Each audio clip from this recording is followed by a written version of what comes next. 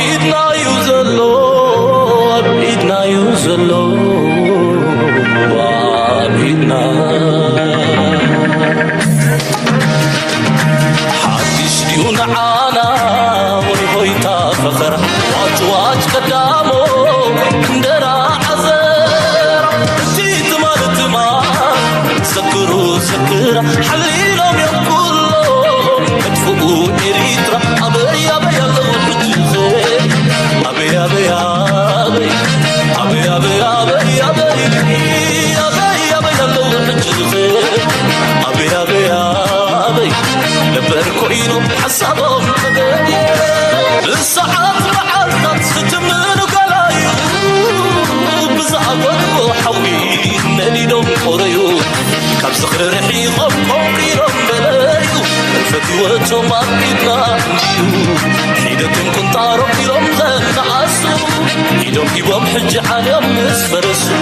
أبيدنا يوزلو إلا ويتواصو أبيدنا يوزلو سرايو نفوسو الطايب والله الطايب نحنا زين غلو يلا انتم يلا نحنا زين غلو أبيدنا يوزلو تودي يوتصوتا بريوز السعر كواج واج وي مويتا يبلالو جبنا يبلالو مري سكتر عقلي قريب يوقوه أبيدنا يوزلو إلا وقت بوصل أبيدنا يوزلو سرايو نفوس الطايب والله الطايب نحنا زين غلو يلا انتم يلا نحنا زين غلو أبيدنا يوزلو وسنو ما أكلوا درت حيرك بزبلوا كم تزدينا يوم ولا مساقلو أورينا مدر بايتاي صقر مالو نصنع حسبية عقلي تعمقيتنا حدا أطلال كرعاتنا أبيك يوزلو أبيك بصلاة أبيك يفوت صحيح أبيك يوزلو أبيك بصلاة عقلي كم يفوت صحيح سلام تخطاتلتنا إذا channel كما يتخونوا سناك تكونوا لا وتر تمنيتنا بحقنانيو لومون كم وتروا عقداسن وانا وانت حسوتات حزنا لكم متينا لنا كسام موداتنا إذا مدام سانا كتصنحوا بخبر نعدمكم نايلو مارستي فليز بلن عقداسن قلتي فزق يرزلون كنتاتنا كنري مخنياتو أبزي وانا بفتصم كم معلتنا معلتي أنها تغير زخي زلو زينان كنتاتنا نرزلنا سلازي زينا بيقوت خيدي انتاي خقاتم انتايو تمتعيناتو دما حدا بحدا نافتشنا نرانا يمكن كيدينا كم وترو لايك قبرو شير قبرو يتوقع من حسابكم قبرو في اللاي ابتقراي زلو كنتات بسفحيو كنريو كنفتنينا قن بتعبي تسألتات كنجمر مجمريا بزيس كجمرو أمريكا تسأليلا خمزلا خطفلتيهم warns Canada, buy the F-35 or else. Now, Canada didn't ask for a fighter jet referendum wrapped in a sovereignty crisis, but that's more or less what they've been handed. On January 14, CBC News reported that Saab had formally proposed a package deal to Ottawa, 72 Gripen fighters paired with 6 GlobalEye airborne early warning aircraft. Saab says the deal would support roughly 13,000 Canadian jobs with final assembly, sustainment, and long-term support. In North American airspace, NORAD launches the closest available warplane. Sometimes that's an American fighter into Canada. But the U.S. ambassador to Ottawa says that انتهينا نسمى زلنا من البعض زينا تخطاتلكم اليوم ما تخطاتلكم من زقرم زينايو نكندا أمريكا بغتا كتتنقع جميرا كم زلا تم تنقع دماء ترى متنقع غنا يكونن ناي بحكي زقرم عينت متنقع كريبكم ينتهي مخانو زنتري وان زلهم نفرتي F-35 ينزل بهلا نزل نفرت زين كندا كاباتن كباب 10 بليون انفستيجيرا كتجزأن مخانا تسمامعهم نيروب حجقن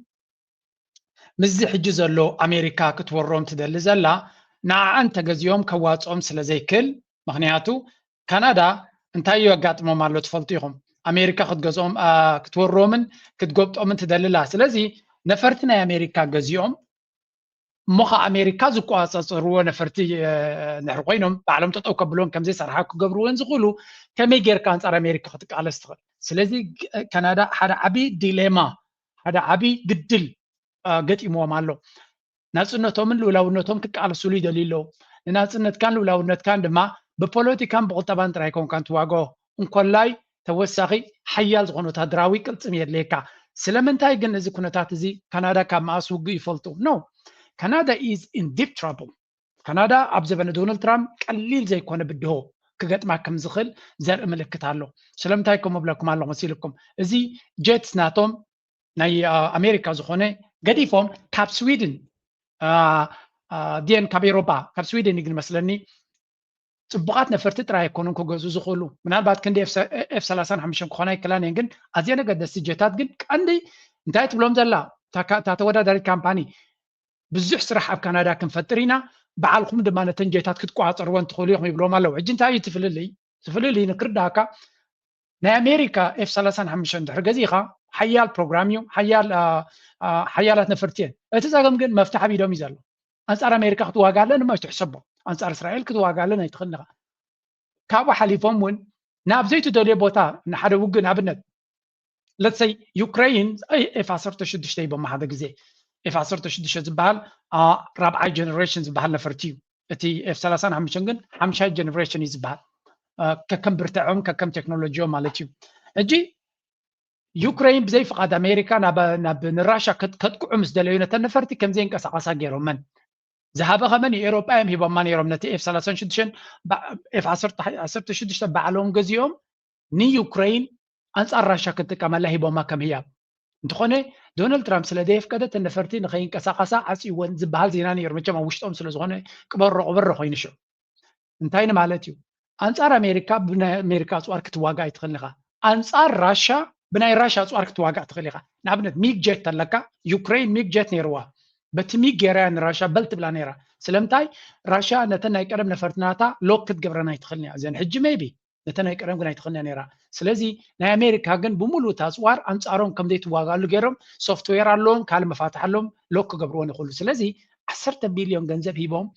F35 ወሲዶም ካብ ኣሜሪካ ነፍሶም ክከላኸሉ ዘይክእሉ ኮይኖም ካናዳ እንታይ ገብረ እዘን ነፈርቲ እዚአን እንታይ ክገብራሎም ስለዚ እንታይ ይብሉ ኣለዉ ካናዳ ንሕና ወላ ካብአን ሕምቕ ዝብላ ይኹና በዓልና ክንቋፀረን እንኽእል ክንገዝእ እንደለና ይብሉ ኣለዉ እንተኾነ ኣሜሪካ ነዚኣ እንድሕር ጌርኩም ነዘን ነፈርቲ F35 እንተገዲፍኩመን በዓልና መፂና እንታይ ንገብረኩም ኢና ይብልዎም ኣለዉ ኣብ ውሽጥኹም ክንኣቱ ኢና እዚኣ ረይዋ ነዚኣ ምስ ረኣኹም ሜይቢ ኣሜሪካ ክሳብ ክንደይ ገበል ምዃኑ ክሳብ ክንደይ ዘይእመን ሃገር ምዃኑ ክትቀብፂ ኢኹም ቅድሚ ቁርብትለይ ሰዓታት ዝወፀ ዜና እዚ እንታይ እዚ ፋይናንሻል ታይምስ ዝብል እንታይ ዝብል ዘረባ ውፅእ ኣሎ መሲልኩም ኣቤሎት ሄድላይን ኣብዚ ለስ ፖቶ እንዶ ሄድላይን ነይሩ ኣብዚ ረይዎ እንታይ ይብላ ኣሎ ናይ ትራምፕ ኦፊሻል ሜት ግሩፕ ፑሽንግ ኣልበርታስ ኢንዲፐንደንስ ፍሮም ካናዳ ኣልበርታ ዝበሃል ነዳዲ ዘለዎ ቦታ ናይ ካናዳ እዩ ስለዚ ሓደ ፖለቲካዊ ጉጅለድ ይገለሎ ኣልበርታ ሃገር ክትከውን ኣለዋ ኢሉ ዝጉስጉስ ካናዳ ምስ ቻይና ዲል ጌራ ሕጂ ድማ F35 ገዲፋ ናታ ልውላዊ ነፈርቲ ክትገብር ናታ ልውላዊ ምክልኻል ክትገብር ስለ ዝጀመረት ነቲ ካብ ካናዳ ክግንፀል ዝደሊ ናይ ኣልበርታ ፖለቲካዊ ግሩፕ ናይ ዶናልድ ትራምፕ ምሕደራ ብሕቡእ ምሶም ከም ዝተራኸበ ስለዚ ኣብ ካናዳ ንካናዳ ልክዕ ከምዚ ኣበይና ኢና ንርኢ ዘለና ሃገር ክመቕሉ ዝደልዩ ዘለዉ ከምዚ ኢማራት ንየመን ክትመቕላ ንሱዳን ክትመቕላ ንሶማልያ ክትመቕላ ትደሊ ዝነበረት ከምኡ ድማ ሕጂ ድማ እስራኤል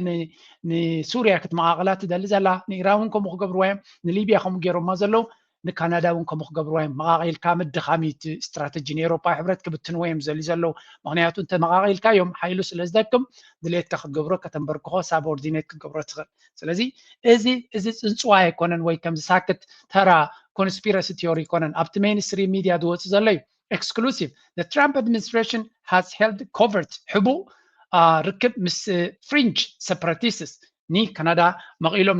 ነቲ ነዳዲ ዘለዎ ቦታ ናይ ካናዳ ዞባ ማለት እዩ ንዑ ሒዞም ክግንፀሉ ንዝደልዩ ብሕቡእ ምሳቶም ከም ዝተራኸበ እዩ ዝንገር ዘሎ ስለዚ ንካናዳ ኣብዚ እውን ብግልፂ ነጊሮም ኣለዉ ኤሮፓ ኣሜሪካ ክሳዕ ክንደይ ገበል ዝኾነ ሃገር ምዃኑ ክትፈልጡ ጥራይ into Canada. But the U.S. ambassador to Ottawa says that arrangement would be impacted if Canada doesn't buy more American-made F-35s. The structure that we see for NORAD would have to be altered. We'd probably have to get more F-35s. The United States would. The United States would. In order to fully protect the continent. Canada has committed to only 16 of the jets so far. سنتاي زبل زلو ندحري زن نفرت زين كنت قصان انت ديكيلا نزن نفرتنا امريكا انت زي جزياتو امريكا F-35 وسيدا بلعل كندا كم دليتا نت كونتيننت نمحلاو كم دليتا تنقسقاسيا سلازي لولاونت لكم ايتچنقو زي مالتيو نفرتنا امريكا نفرت كوينات ناتهم كم دليتا بزح الفات خوينن كدبدبا خاون صقم يبلن تدلين مالتي كندا is in a deep trouble كابز غدايزي بخمي كتوص تخل زغرميو نكنا امريكا زفرها انتي عينت حيلي جن ابز فلطو كندا حقهم يمكم غبرو Pentagon, future wars may no longer be fought solely overseas. Now, that's according to their new national defense strategy. It claims our enemies are gaining the ability to strike inside the US with missiles and other advanced aerial attacks. Join me now, retired four-star General Jack Keane. General, is the goal... انتي بلو نايمت اي كوينات كاب روحو طراي كونان كنكلاخل زلنا اوشتنا مصي كاربنا زغل حيللو تكنولوجي لابزوانزي سلاز امريكا بنتاغوناتهم نيسم كلخالناتهم انتاي كنغبر علينا نزبل از جنرال زنبركس كزارب كل سمعوا Golden Dome, the missile defense shield, now the #1 priority? Yeah, it's right up there near the top, if not number one, certainly, and the expense associated with it would flag that as well. I mean, what's happening to us, certainly, with the technology changes that have taken place, the ocean, which was always an added barrier for us in terms of protection, that is being diminished. Listen, since the end of World War II, we've had intercontinental ballistic missiles that can carry a nuclear warhead, so that has always been a threat, and we had mutually assured destruction. What we could do سنتاي زبل زلو نعنا امريكا اما بزحتو غزي ناتنا دحنت كل غزي تن كلته وقيانوسات كاب اوروبا افريكا كون كلو اتلانتيك وقيانوس كاب اسيا كون كلو كاب تشاينا دي كاب كل دما سلما وقيانوس بخلتيو سلتخببت امريكا نمكل خالات ازمچتيا صلاي دما نزو كل وقيانوس سغيري كمصنا زلو بمراقبي كمصنا زلو سلازي امريكا بتفطرو ناي مكل خال عقما تنكبابيا زلو لاتين امريكان كندا ومكسيكو دما كندوز اكل نامريكا كسد زغل حيلي يبلن سلازي اتقدم زي وقيانوسات تدمر زلنا حيلي سلام كم نبر غيرنا يرجي جن ازي وقيانوسات زترغم يبلون اوش 10 دقائق 15 دقائق ازي كروز ميسايل ويون ازي باليستيك ميسايل زبال هايبرسونيك ميسايل زبال ازي ميسايلات ازي اوش دقائق نزي وقيانوسات አሉ دبال دلو سناتيقوم لنا تطو كل زخوليهم ስለዚህ መከልኻል ናትና አጸቢቆ ክሕይል ክኸላሎ ምክንያቱ ለሉ ሁሉ ካብቲ ሚሳይላት ንላዕል ድማ ድሮናት circumnavigated the globe with back in July of 21. There's cruise missiles ranges are being extended so that they can also go intercontinental, and obviously we have drone technology. We saw the Ukrainians transport drones by truck into Russia. Numbers of bomber air ሕጂ ንምንታይ እዮም እዚ ስጋት እዚ ዝግበረሎም ዘሎ ካብ መይክ መጾም ዝኽእል ምክንያቱ ቶም ጸላእቶም ከማቶም ኣይኮኑን ብጣዕሚ ኦርጋናይዝ ናኾኑ ይኸድለው እዚያ ስምዑ ዋስከ of power shifting at a rather terrifying pace. Beijing and Moscow are forging a lethal new alliance, and China is now reportedly fueling Russia's hypersonic arsenal, providing the technology and parts for missiles that can bypass any Western shield. While the East accelerates, the West is stalled in the starting blocks, watching the skies for a threat it cannot stop. እንታይ እዮም ዝብሉ ዘሎ መሲልኩም ምናልባት ቻይና እዚ ኣብ ከባቢያ ኣብ መሓዙታ ዘጋጥም ዘሎ ዘባህረራያ ትመስል ዘላ ወይ እውን ደሰንበዳ ትመስል ምክንያቱ ሃገራት ክንምንታይ ይፋተዋ ክንምንታይ ይፋቀራ ወታደራዊ ቴክኖሎጂ ናተን ሼር ኣይገብራን ወይ እውን ዓበይቲ ኣፅዋራት ንኽትገብር ዘኽእለካ ተኽእሎን ሓይልን ኣይባኻን እየን ሜቢ ክሸጣልካ ኸል ኣፅዋር ግን እቲ ቴክኖሎጂ ኣይባኻን እየን ቻይና ግን እንታይ ትብላላ ይብሎ ዝበለፀ ሃይፐርሶኒክ ሚሳይል ንኽትገብር ራሻ ቻይና ትሕግዛላ ቴክኖሎጂ ትባላ ኣሜሪካ ይኹን ኤውሮጳ ንቻይና ንኸይሕገዝ ዶ ቴክኖሎጂ ንምዕፃር ዶ ንቻይና ንኸይትሕግዝ ዶ ዝብልዎ ንዑ ሰጊራ ተራ ድሮናት ጥራይ ዘይኮነሲ ሃይፐርሶኒክ ሚሳይል እንኳላይ ኒኩለራዊ ኣፅዋር ኒኩለራዊ ሓይሊ ንኽትጥቀመሉ ትኽእል ሚሳይላት ንምዕባል ቻይና ቴክኖሎጂ ናይ ቻይና ትባ ከም ዘላ መቸም ቀደም ዝዝረብ ዝነበረ ራሻ ንቻይና ትሕግዛላ ኢና ንሰምዕ ነርና ምክንያቱ ራሻ እዩ ነዊሕ ተመክሮ ናይ ኣፅዋር ዘለዎ ካብ ቻይና ንላዕሊ ሕጂ እውን እንተኾነ ቻይና ኣለዋይ ዝበሃል እምበር ኣይተፈተነን ስለዚ ዝተፈተነን ውፅኢት ዘለውን ኣፅዋር ናይ ራሻ እዩ ራሻ ሕጂ ቻይና ንራሻ ትባላ እንተተባሂሉ ብግምጣሉ ራሻ ምስ ሕጂ ዘላቶ ኩነታት ክንምንታይ ንቻይና ትሕግዛ ከም ዘላ ካብኡ በዓልካ ክትግምቶ ትኽእል ነገር እዩ ስለዚ ድሕሪ ውድቀት ናይ ቬኔዙዌላ ካብ ቀደም ዝጀመረ እዚ ግን ኣካይዳ ናይ ኣሜሪካ ኣብ ቬኔዙዌላ ኣብ ዩክሬን ይርእይዎ ስለ ዘለዉ ኣብ ካልእ ቦታ ንኢራን ምስ እስራኤል ኮይኖም ዝገበርዎ ዓመ እውን ስለ ዝረኣዩ ኦኬ ሜይቢ ንኢራን ከነጥሕና ንኽእል ኢና ወይ ሜይቢ ንቬኔዙዌላ ከነጥሕና ይከኣልና ራሽያ ግን ብፍጹም ክትወድቕ ዘይብላ እያ ስለዚ ነተን ኒኩለራውያን ሓይልታት ዝኾና ሰሜን ኮርያ ይኹን ራሻ ነዚኦም ክንሕግዞም ኣለና ምክንያቱ ዋላ እኳ ውሕዳት ይኹኑ እቶም መሻርክትና ሓያላት ክኾኑሉ ዝኽእሉ እዮም እሳቶም ተወዲቖም ግን ምውዳቕና ዘይተርፍ ወይ እውን ሂወትና ከቢድ ክኸውን እዩ ዝመስል ስለዚ እንታይ ማለት እዚ ምዘን ሃገራት እዚኣተን ጥቡቕ ዝምድና ምግባር ማለት ኣብዚ እዋን እዚ ብፍላይ ምስ በዓል ቻይና ጥብቕ ዝበለ ዝምድና ክትገብር እንድሕር ክኢልካ ታራ ቴክኖሎጂ ጥራይ ዘይኮነስ እንኮላይ ናይ ሃይፐርሶኒክ ሚሳይል ናይ ምዕቡል ድሮን ቴክኖሎጂ ናይ መራኽብ ቴክኖሎጂ ኣብታት ክሕግዛኻ ዝኽእለ ክሸጣልካ ዝኽእለ ግን እዚ ንክትገብር ሓደ ቁጠባ ክህልወካ ኣሎ ካልኣይ ፀጋታት ክህልወካ ኣሎ ካልኣይ ሳልሳይ ድማ ኦፕን ክትከውን ኣለካኒ እንካን ሃባን ምክንያቱ ክትህብን ክትቅበልን ድልውነት ክህሉ ክኽእል ኣሎ ምክንያቱ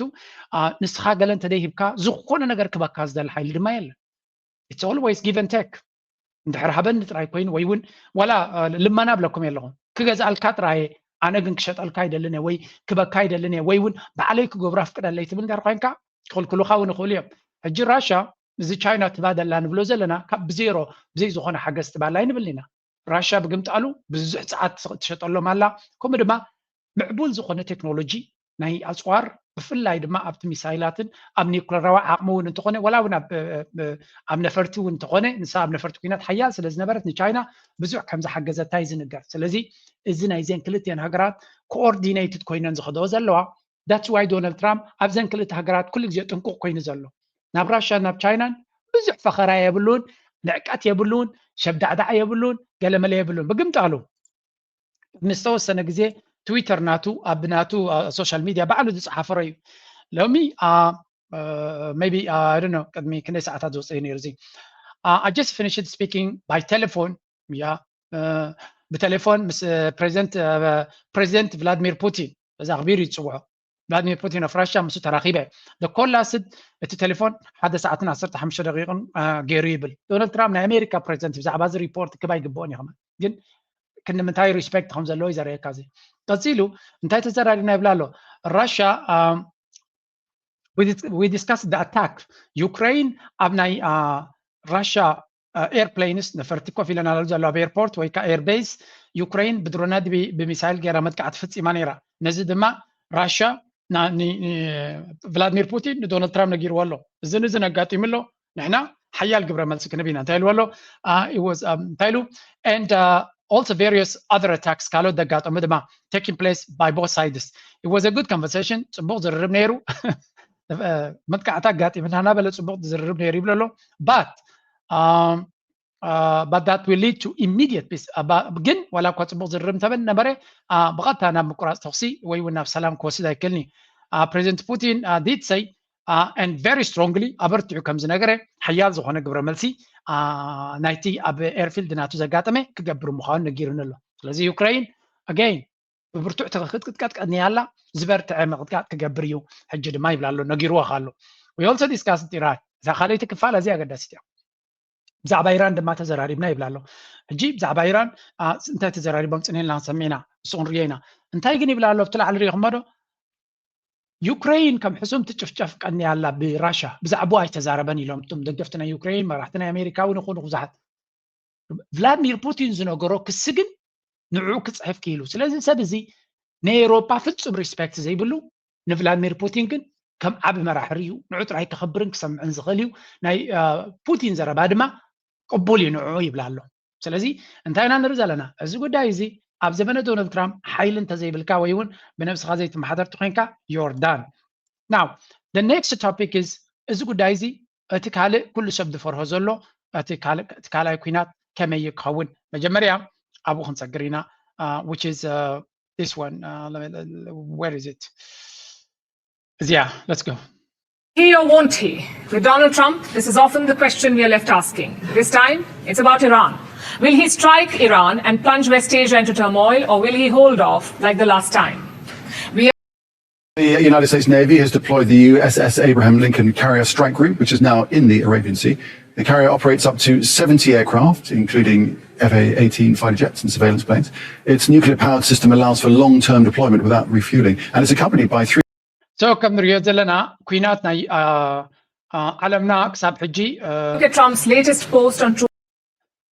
ኣብ ናይ ዶናልድ ትራምፕ ዘረባ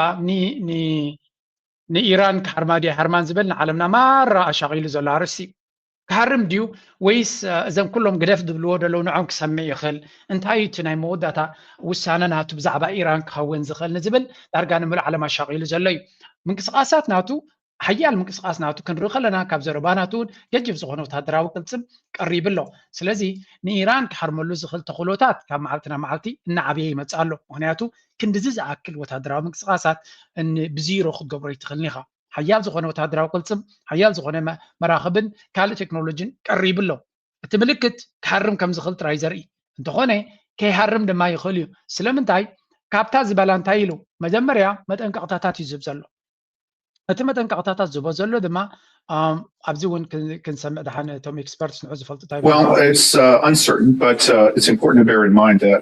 the Trump theory of victory for achieving its goals with Iran is not a military overthrow. It's increasing economic pressure so that the regime in Iran turns on itself.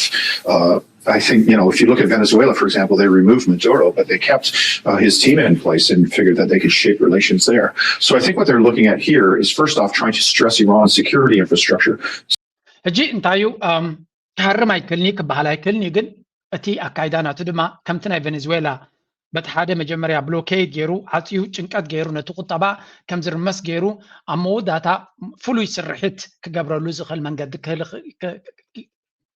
ከምኡ ከጋጥም ከም ዝኽእል ግምት ኣሎ እንተኾነ ሓንቲ ነገር ኣጋጢማላ ምናልባት ዶናልድ ትራምፕ ነዚ ንኸይገብሮ ክዕንቅፆ ዝኽእል ሓደ ሓይሊ ጥራይ ንሱ ድማ ኣብ ውሽጢ ኣሜሪካ ዝካየድ ዘሎ ኩነታት to conceive that an operation that lasted about 4.5 hours and was a law enforcement operation to capture someone we don't recognize as a head of state, indicted in the United States, wanted with a $50 million voucher. My question would be, if it only took 4 hours to take our president, it's very short, nobody dies on the other side, nobody dies on our side, it's perfect. Would it be an act of war? We just don't believe that this operation comes anywhere close to the constitutional definition of war. But would it be an እዚ ሰነት ሂሪኒ ኣብ ኣሜሪካ ዘጋጠመ ናይ ሰነት ዝርርብ እዩ እንታይ ዝብል ዘሎ ኣብ ቬኔዙዌላ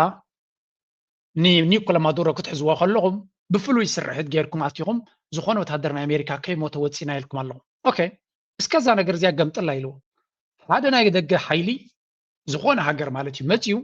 ብግምት ማለት እዩ ኣብ ኣሜሪካ መፅዩ ዝኾነ ወታደር ናቱ ከይተቐትለሉ ወይ ዝኾነ ከይቀተለ ንፕሬዚደንት ዶናልድ ትራምፕ ሒዝዎ እንተዝኸይድ ነይሩ ኩናት ደ ብኮይነት እንተሰማዓካ ኣዋጅ ናይ ኣክት ኦፍ ዎር ማለት ኩናት ድዚ ወላ ኣይኮነን ይብል ኣሎ ኣብ ካልእ ክኸውን ከሎ ከም ኩናት ኣይተሓስቦን ኢኻ ዘሎ ነቲ ሚኒስትር ጉዳያት ወፃኢን ናይ ናሽናል ሴኩሪቲ ኣድቫይዘርን ማርኮ ሩቢዮ እዩ ዝሓቶ ዘሎ ተባዕ ሪፐብሊካን ሰነተር እዩ ክገርመኩም ሓደ ካብቶም ፀረ ኩናት ዝኾኑ እዩ ሕጂ እንታይ ዝብል ዘሎ ኣባና ክኸውን ከሎ ከም ኩናት እዩ ኣብ ካልኦት ክኸውን ከሎ ግን ኩናት ኣይኮነን ኢልካ ክትምጉት ፀገም የብልካን እዩ ዝብሎ ዘሎ ስለዚ እንታይ እዚ ሂፖክሪሲ ምስሉይነት ክኸውን ይኽእል ወይ እውን ዳብል ስታንዳርድ ናትና ክኸውን ከሎ ቅኑዕ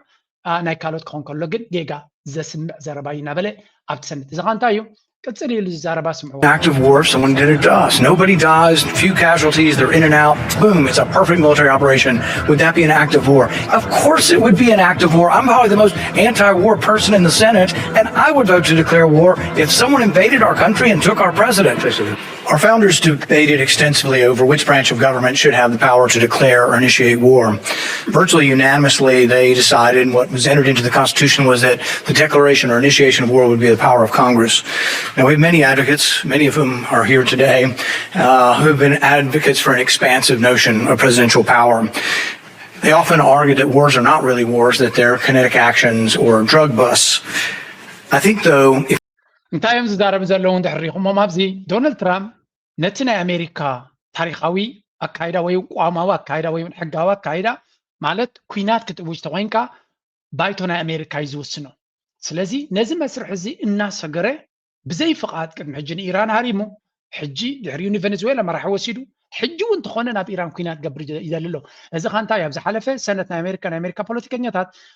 ነቲ ስልጣን ናቱ ነቲ ኩናትን ገለን ዝገብረሉ ስልጣን መንዚዖሞ ናብ ግሪንላንድ ዝሓዝቦ ዝነበረ እውን ኣትሪፎም እዮም ዝያዳ ፀቕጢ ካብኡ ይመፅእ ዘሎ እዚ ፕሬዚደንት ናይ ኣሜሪካ ብስልጣኑ ብዓቕሙ ብዙሕ ነገር ባዕሉ ክገብር ብዘይፍቃድ ናይቲ ባይቶ ክገብር ይደሊ ስለ ዘሎ ክንሓፅሮ ኣለና ዝብል እዩ ስለዚ ኣጋይን ዋላ እኳ ገጅፍ ወታደራዊ ቅልፅም የንቀሳቀስ እንተሎ እዚ ሰብ እዚ ድማ ነቲ ኣካይዳ ናይ ኣሜሪካ ዕሽሽ ኢሉ ክኸይድ ዝኽእል ሰብ እንተኾነ ንዕና እቶም ፖለቲከኛታት ናይ ኣሜሪካ ነዚ ስልጣን ናቱ ክንሓፅሮ ኣለና ይብሉ ኣለዉ ብካልእ ግምጣሉ ድማ እንታይ እዮም ዝብሉ ዘለዉ ንኣሜሪካ ዶናልድ ትራምፕ ዝዓበየ ሓደጋ እዩ ዝኾና ዘሎ ምክንያቱ ኣብ ፖለቲካ ኣንጻር ቻይና ንክንሰዓር ዝገብር ዘሎ ቀዳማይ ንሱ ስለ ዝኾነ ለንቀነ ዘጋጠመ ኣብ ቁጠባ እንተሪናዮ ንዑ እዩ ዘጉልሕ ኤርወዚስ ኣርቲክል እንተረኺበያ እንታይ ዘብል ዘሎ ስኻ let's see this one ክንምንታይ ንኤሮጳ ንኣሜሪካ በይና የትርፋ ከም ዘሎ እዮም ዛረቡ ዘሎ ብዚ Prime Minister Keir Starmer is in China to reset relations as he aims to boost trade and investment with the world's second largest economy. Starmer has vowed to bring back benefits to the UK in meetings with President Xi Jinping and Premier Li Qiang. It's the first visit by a British Prime Minister there in 8 years. So ከም ንሪኦ ዘለና እንታይና ንሪኢ ዘለና ናይ UK Prime Minister ናብ ቻይና ከም ዝመፀ ማለት እዩ ዝኻ እንታይ ዘርእየካ ድሕሪ ካናዳ ኣብዚ ቀረባ ድማ ናይ ጀርመንን ናይ ፈረንሳውን ደጊሞም ናብኡ ክኸዱ ምዃኖም እዩ ዝንገር ዘሎ ስለዚ እዚኦም መራሕቲ ናይ ምዕራባዊ ዓለም ናይ ኤሮጳ ስለምንታይ ብተደጋጋሚ ናብ ቻይና ይኸዱ ኣለዉ ናይ ካናዳ እንተኾነ ናይ ሜክሲኮ እንተኾነ ናይ ስፔን ብዓብዪ ከይዱ ብዙሕ ዲልስ ገይሩ መፅኡ ኣብዚ ቀረባ ናይ ጀርመን ከምኡ ድማ ናይ ፈረንሳይ እውን ክኸዱ እዮም ጥልያን ብርግፅ ከይዳ እንተደይ ነይራ ኩሉ እዚ ንሪኦ ዘለና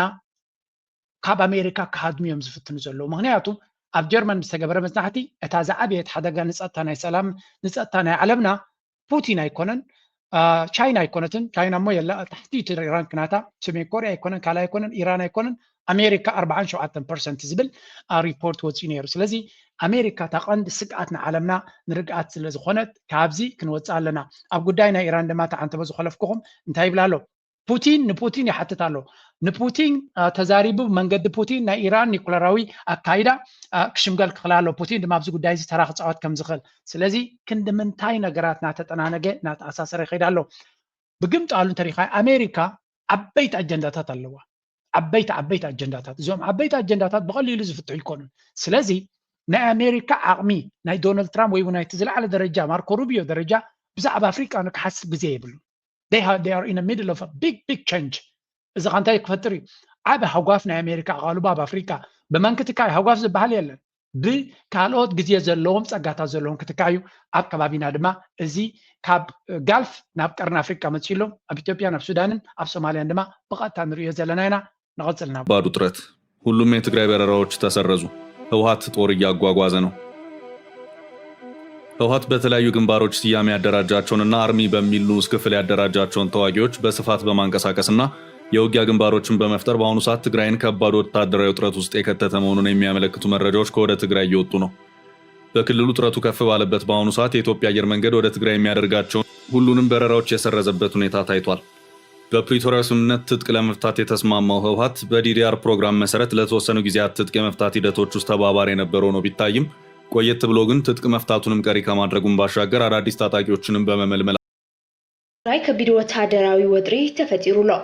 TDF ብገማግም ሩባ ተከዘ ተሳጊሩ ኣብ ጸለምቲ ኣትሎ ሩባ ሰሜናዊ ምዕራብ ትግራይ ከባቢታት ጸለምቲ ሶኒ ዕለት ከቢድ ወታደራዊ ወጥሪ ከም ዝወዓለ ፍልፍላት ዜና ሓቢሮም ኣለዉ በሰራዊት ምክልኻል ዝሕገዙ ዕጡቃት ኣምሓራ ተቆጻጺሮምዎም ዝርከቡ ከባቢታት ምዕራብ ትግራይ ይኹን ጸለምቲ ብመሰረት ውዕል ፕሪቶሪያ ናብ ንቡር ኩነታት ከይተመለሱ መቐጻሎም ዘይርጉጽነትን ከቢድ ኩነታት ስጋት ጸጥታን ሕዝቡን ቀጺሉ እዩ ዘሎ በዚ ድማ ኣብተን ከባቢታት ሓያሎ ወታደራዊ ምጥንኻራት ንጥፈታትን ከም ዝቐጸለ ዝሕብሩ ፍልፍላት ዜና እቶም ወረርቲ ኣብ ልዕሊ ሰብ ዓዲ ዝፍጽምዎ ግፍዒ ሕዝቡን እናቐጸለ ከም ዝኾነ እዩ በብእዋኑ ዝስማዕ ዘሎ TDF ድማ ኣብተን ከባቢታት ተኸታታሊ ወታደራዊ ምጥንኻራት ገበረ ከም ዝቐነየ ሎሚ ድማ ብወግዒ ሩባ ተከዘ ተሳጊሩ ኣብቲ ከባቢ ከቢድ ወጥሪ ምስቶም ወረርቲ ሓይልታት ከም ዘጋጠመ እዩ ተገሊጹ በዚ ድማ ማልሶኒ ጥሪ 18 2018 ኣብ ዝተፈላለየ ከባቢታት ጸለምቲ ኣብ መንጎ ተከዘ ዝተሳገረ TDF-ን እቶም ገበቲ ሓይልታትን ከምኡውን ሰራዊት ምክልኻል ዘለው ሓያል ወጥሪ ከም ዝወዓለ ፍልፍላት ዜና ገሊጾም ኣለዉ ሕጂ እንታይ ኢና ንርኢ ዘለና ኣብዚ this is a very interesting development ولا اتي متقعت ዝባሃል ዘሎ ድዩ እቲ ዜና ዝባሃል ዘሎ ድዩ ልዕሊ ኩሉ ድማ ታይሚንግ ሶል about timing it's all about timing ግዜ ኣዝዩ ኣገዳሲ እዩ ኣብ ከመይ ግዜ እዩ እዚ ኩናት እዚ ዝባሃል ዘሎ ዝዝረብ ዘሎ ዝጉረ ዘሎ ስለዚ ኣብ ከመይ መድረኽ ኮይኖም እዮም ነዚ ኩናት እዚ ዝዛረብሉ ዘለው ንዝብል ኣገዳሲ እዩ ምክንያቱ ኣብ ዝሓለፈ ክንዛረብ ቀኒና ኢና እቲ ዝዛረቦ ዝቀነና ድማ እዚ ኩነታት እዚ ኣብዚ ከባቢና ብዙሕ ነገር ይፍጸም ስለ ዘሎ ምሱ ብዙሕ ዘተሓሓዝ ክህልዎ እዩ ኢልና ተዛሪብና ነርና እንታይ እቲ ክንዛረበሉ ዝቀነናን ነዊሕ ጌርናሉ ክንብሎ ፀኒሕና ዘለና ንብሎ ዘለና ኣብ ሱዳን ዝካየድ ዘሎ ኩነታት ኣስተብሂልካ ምርኣይ ኣገዳሲ ክኸውን ኢልና አንዋይዛን ስለምንታይ تطور هام في እዚ እቲ ዞባ ናትና ትቀርን ኣፍሪካ ዝበሃል እንተሪኢኹሞ ሰራዊት ናይ ሱዳን ዝገብሮ ዘሎ ምንቅስቃስ ንርኢ ኣለና ሰራዊት ናይ ኢትዮጵያ ዘለዎ ኩነታት ኢማራት ዘላቶ ኩነታት ኤርትራ ኤቭሪቲንግ ገምጊምካ ግብፂ ኩሉ ነገር እዚ ለንቀነ ብተደጋጋሚ ብየማንን ፀጋምን ንፍትሾ ዝነበርና ኣብ መወዳእታ ናበይ ከብፅሓና ስለዝተደልየ እዩ እንድሕር ኢልካ እዚ ሕጂ ንሪኦ ዘለና ኩነታት ህወሓት ምናልባት እዚ ሕጂ ገይሮሞ ዘለው ክገብርዎ ናይ ግድን እንድሕር ኮይኑ ነይሩ እቲ ዕላማ now is the right time ስለምንታይ ንብል ኣለና ምክንያቱ ንኣብይ ኣሕመድ ቀልጢፋ መፅያ ክትጓየሉን ከተጥዕኖን ትኽእል ብልፅግና መን እዩ እንድሕር ኢልካ ኢማራት እዩ ኢማራት ድማ under heavy pressure እቲ ዝዓበየ ፀቕጢ ናይ ኢማራት ኣብዚ እዋን እዩ ዘሎ now ንህወሓት ድሕሪት ምልስ ኢልና እስከ ነንብብ ኣብቲ ኩናት ናይ ትግራይ ዝተኻየደሉ ግዜ ኣነ ኣብቲ ግዜ እቲ ፖለቲካዊ ትንትና ኣይነበርኩን ክልተ ቪድዮ ወይ ገለ ገይረ ኸውን እየ ሓንቲ ካብኣተን እንታይ ኢለ ኩናት ዋላ ወተሃደራዊ ብልሒ ሃልኻ ስትራቴጂ ሃልኻ ሎጂስቲክስ ኣገዳሲ እዩ ብኩሉ ከበባ መፅእካ ከሎ ኣብ ኩናት ክትዕወት ኣይትኽእልን ኢኻ ስለዚ እቲ ሽዑ ህወሓት ዝበሃል ኣብ ሓደገኛ መድረኽን ግዜን እዩ ነቲ ኩናት ፈኒዎ ውፅኢት ናቱ ድማ እቲ ዝረኣናዮ ኩናት ኩልና ርኢናዮን ተዓዚብናየን ኢና እንታይ ማለት እዩ ሽዑ ህወሓት ምስ ኤርትራ ኣብ ዝባኣሰ ደረጃ ናይ ግርጭት እዩ ነይሩ ኣብቲ ግዜ እቲ ብሰሜን ዝዓበየ ዶብናቱ ምስ ኤርትራ እዩ ከቢድ ግርጭት ኣዝዩ ሕማቕ ምትልላኽ ነይርዎ ኤርትራ ድማ ኣሲራትሉ ነይራ ክትከውን ትኽእል እያ ሻዕብያ ኣሲሮምሎም ነይሮም እዚ ብዙሕ ቃል ዓለም ዘድልዮ ኣይኮነን ካብኡ ቀፂልካ ብወገን ሱዳን ንእሽተይ ትንፋስ ነይርዎ ብምስ ዓፋር እቲ ኣብይ ኣሕመድ ዓብ ድጋፍ ስለ ዝነበሮ ብዓፋር ይኹን ገለ ክፋል ብዓፋር ብኣምሓራ በሎ ብኦሮሞ በሎ ኣብ ውሽጢ ኢትዮጵያ ብደገ ድማ ኢማራት ምስ ኤርትራ ነይራ ዓሰብ እውን ነይራ ስለዚ ኤርትራ ኢማራት ሶማልያ ኤቭሪባዲ ዋስ ቱጌዘር ወላ ኣብቲ ኩናት ዘይሓገዙ ኩሉ ሰብ ግን ብሓደ እዩ ነይሩ እዚ ማለት ህወሓት ከበግሶ ዝኽእል ኩናት ኣብ ውሽጢ ሓፀርቲ መዓልታት ነቲ ዝደልዮ ዘሎ ኣጀንዳ ረጂም ቸንጂ ነይሩ ንብልፅግና ኣልዩ ኣዲስ ኣበባ ኮፍ ክብል ተዘይክኢሉ እቲ ኩናት ተቐፂሉ ዲዛስተር ክኸውን ምዃኑ ማንም ሰብ ክግምቶ ዝኽእል ነይሩ ምክንያቱ ኣብ መንጎ ቀላይ ከለኻ ብኩሉ መንገዲ ተኸቢብካ ከለኻ እሞኻ ዝኣክል ሓይሊ ዘይብልካ ዓብ ኩናት ክትገብርን ንነዊሕ ክትቅፅልን ኣይትኽእልን ኢኻ ሎጂስቲክስ በይኑ ክቐትለካ እዩ ስለዚ መተንፈሲ ዘይብሉ ኩናት ገይሮም ሕማቕ ኣጋጢሞም ንግደፈሱ ታሪክ እዩ ሎሚ ትዝዓበየ ዶብ ናቶም ምስ ኤርትራ እዩ ትዝዓበየ ዶብ ምስ ኤርትራ ድማ እቲ ዝበለፀ ዝምድና እዩ ዘለዎ ብዘይቃል ዓለም ህወሓት ከምቲ ምስ ኤርትራ ዘሎ ምስ መን ዝምድና ኣለዎ ሕጂ you can name whatever you but ህወሓት ዝበሃል ብፅምዶ ዝብል ምስ ኤርትራ ትዝሓሸ ዝምድና እዩ ዘሎ ኤርትራ ድማ ዋላ እንተ ደይሓገዘቶም ባፅዋር ትዝበለፀ መተንፈሲ ክትቦም ትኽእል ኤርትራ ፀገም ተጋጢሞም ክሃድምሉ ዝኽእሉ if that happens ስለዚ እዚ ሕጂ ንሪኦ ዘለና ኩናት ተጀሚሮም ኣለው ኣዝዩ ኣገዳሲ ክኸውን እንተኾነ እዚ ኩናት ከምስ መን እዩ ዝካየድ ዘሎ ከዓ እቲ ኣገዳሲ ሕቶ እዩ መን ምስ መን እዩ ዝዋጋእ ዘሎ ናበይ እንታይ እዩ ከቲ ናይ መወዳእታ ዕላማ ናይቲ ኩናት ክኸውን ዝኽእል ንዝብል ድማ ኣገይ ብዙሕ ሸርፊ ብዙሕ ትንተና ብዙሕ ዘረባ ክትበሉ ትኽእል ኢኻ ምክንያቱ እቲ ውግእ ዝካየድ ዘሎ ክሳብ ሕጂ ተበፂሑ ዘሎ ሓበሬታ ምስ ብልፅግና እዩ ዘሎ እቲ ፀለምቲ ዝበሃል ቦታ እቲ ወልቃይት ዝበሃል ዘሎ ቦታ ኩሉ መን እዩ ተቆፃፂርዎ ዘሎ ኣምሓራ ኣይኮነን ዳስ ዋይ ኣምሓራ ፋኖ ዘይዛረበሉ ዘሎ ብልፅግና እዩ ተቆፃፂርዎ ዘሎ ስለዚ ናብ ኣምሓራ ፀጊዑ ንፋኖ ኣንፃር ህወሓት ክገብሮ እዩ ዝደሊ ዘሎ ንሳቶም ድማ ሸንካ ደቅስ ፈሊጥና ካለና ትሽጣራኻ ፈሊጦም ኣሎ ኤርትራ ብድሕሪ መጋረጃ ኣብዚ ጉዳይ ዘላ ኮይና ኣብ መንጎ ፋኖን ህወሓትን ውግእ ክለዓል ኣይኮነን ዝፅምዶ ዝበሃል ናይ ብሓቂ ተሰሪሑሉ እንተሎ ተሰሪሑሉ ድማ ከም ዘሎ ንርኢ ኣለና ድሮ እቲ ፋኖ ብዛዕባ እዚ ጉዳይ ኡይ ዘይብል ምህላው ኣምሓራ ማለት እዩ they already know the game ናይዚ ብልፅግና ረሳሕ ፀወታ ነዊሕ እዋን ተመኪሮምሉ እዮም ንሓትሕዶም ከባልዖም ኢሉ መፂ ኣሎ ስለዚ ብልጽግና ዝጥቀመላ ዘሎ ታክቲክ ራዩ እዚ ዓብ ኩናት ከለዎ ኣብ ሚድያታት እንታይ ይዛረብ ኣሎ ለስናብዚ ከመይ ገይሩ ዲፍሌክት ክገብሮ ከሽከዖም ነቲ ህዝቢ ይፍትናሉ የፍላጎቶቿ ምንጭ ሁሉም የደህንነት ዋስትናዋ ሉዓላዊነቷ የኢትዮጵያ የኢኮኖሚ እድገቷም የአርሶ አደሮቿም የወጣቶቹም የእናቶችም ይሁን የሁሉም ኢትዮጵያውያን የነገ ዕጣ ፈንታቸው ሁሉም የሚቀደው ከዚህ ከቀይ ባህር ነው። ከነዚህ ከሁለቱ ውሃዎች ነው። አንድም ከአባይ ነው፣ አንድም ከቀይ ባህር ነው። የፍላጎታችን ምንጭ ሁሉ ከሱ ይቀዳል። ከም ትሪእዎ ዘለኹም ሓንቲ ዘረባ ዳርጋ ክሳብ ደም ትወፅእ ኣብዚያ ጥራይ ክነክስ ኣለና እዩ ዘሎት ዘረባ። ባህር ባለቤት ብትሆን ወይም ደግሞ የባህር በር ብታገኝ ምንድን ነው የሚሆነው የሚለው በደንብ መታወቅ አለበት። ምክንያቱም አንደኛው ነገር ከፍተኛ የሆነ የኢኮኖሚ መነቃቃት ኢትዮጵያ ውስጥ ይፈጠራል። ሐሳዊ 30 ዓመት ኤርትራ በኃይል ጎቢጥ ከመይስኩም ኣብ ዝነበርኩም ቁጠባኹም ከፍተኛ በሆነ ኣታ ክንደይ ክሕስቡ እዮም ኣታ ይሓፍሩ እንዲዮም ሕራይ እስከ ቅድሚ 3,000 ዓመት ታሪክ ኣለና ትብሉ ኣብ ውስጥ ድሓን ብዙሕ ሰብ ክጨቃጨቀኩም ኣይክእልን እዩ 30 ዓመት ናይ ኤርትራ ባሕራት ራድዮ ኩነስ ንመሬታ ወደባታን ኩሉ ሒዝኩም ከለኹም ሰማይ ጠቀስ ቁጠባ ዳድያ ሃነፅኩም ሽዑ ሓቂ እንተዝኸውን ነይሩ what happened then ህዝብኩም ለማናይ ተቐይሩ እቲ ሓይሊ ኣየርኩም ድማ 9 ዓመቱ ነብዕላ ኣለና እናበልኩም ትጀሃረሉ እንትርፎን ኢትዮጵያውያን ክጭፍጭፍ መጀመርያ ድማ ብኤርትራውያን ምጭፍጫፍ እዩ ታሪክ እግሩ ተኺሉ ሓይሊ ኣየር ኢሎም ዝጀሃረሉ ዝበዝሐ ስርሑ 30 ዓመት ህዝቢ ኤርትራ ምጭፍጫፍ ይሕሊፍዎ ካልኩም ነገር እኮ ይብሉ ምናልባት ንእሽተይ ክፋል ኣብቲ ናይ ኩናት ናይ ሶማል ኣብቲ ናይ 77 ዝብልዎ ኣብ እኳ በዓል ኩባን ባዕሎም መፂኦም እዮም ገይሮምሎም እቲ ኩናት ኢትዮጵያውያን ባዕሎም ብዙሕ ገይሮም ክንብል ኣይንኽእል ኢና ብሓፈሻ ግን እቲ መጃሃሪ ነጥብናቶም ኣብ ንእሽተይ ሕቶ ምሳተትካ ዝፈሽል እዩ ኢትዮጵያ ኣብ ደገ ባሕር ተረኺባ በቃ ቁጠባናታ ሚራክል ክኾን እዩ ትሪዮ ኣለኹም ከመይ ገይሩ ነቲ ኣብ ውሽጢ ዓዱ ዝፍጠር ዘሎ ሕማቅ ኩናትን ዕግርግርን ሽግርን ናብ ምንታይ ከፀግዖ ዝፍትን ዘሎ ናብ ዘየለ ህውተታ እቲ ነዚ ዝፈጥረልና ዘሎ ሽግር ኣብ ደገ ባሕሪ ዘይብልና ኢና ኣብዚ ከሰሚዕኩም ኢኹም ኩሉ እቲ ናይ ኢትዮጵያ ፀገም ናይ ቁጠባ ይኹን ናይ ገለመሊኣ ፀገማ ኩሉ ኣብ ምንታይ ዝምርኮስ ኢሉ ኣብ ደገ ባሕሪ ክንረክብ ክንክእል ኣለና ስለዚ again ኩሉ ተፀገሞም ናብ ቀይ ባሕሪ ናብ ኤርትራ ኣልጊብካ ንኤርትራ ንምውንጃል ንኤርትራ ቀንዲ ፀላኢት ሃገር ጌርካ እቲ ህዝቢ ሞቢላይዝ ጌርካ ወጊንካ ናብ ኤርትራ ንምጥቃዕ እዩ ነዝን ወደዝን ስለ ዝፈሉ ዘሎ ሻዕብያ ነዛ ሕጂ ተፈጢራ ዘላ ሃጓፍ ነዛ ሕጂ ጀሚራ ዘላ ሃጓፍ ብወገን ሱዳን ይኹን ብወገን ካልእ መፅያ ዘላ I really hope ነዚያ ተጠቂሙ ነዚ ስርዓት እዚ ኣደብ ከትሕዞ እንታይ ዓይነት ኣደብ I don't know እንታይ ተኣደበቲ ብዙሕ ክንዛረበሉ ኣይንደልን ኢና ግን ነቲ ስርዓት ናቶም ሓንሳብን ሓዋሩን ሃደሽደሽ ኣቢሉ መስመር ከትሕዞ እንተዝኽእል እቲ ዝበለፀ እዩ ንሳቶም ኩሉ እቲ ዝብልዎ ዘለዉ ዕድል ዓቕሚ ዳሲኢኖም እምበር ናባና ኩሉ ነገር ሕማቕ ተንኮላቶም ናባና እዩ ኣነ ኢለኩም እዚ ዝኾነ ኤርትራዊ ድማ ድፈልጦ እዩ ኩሉ እቲ ዕላማ ናቶም ናባና እዩ ኣስተውዕሉ ጥራይ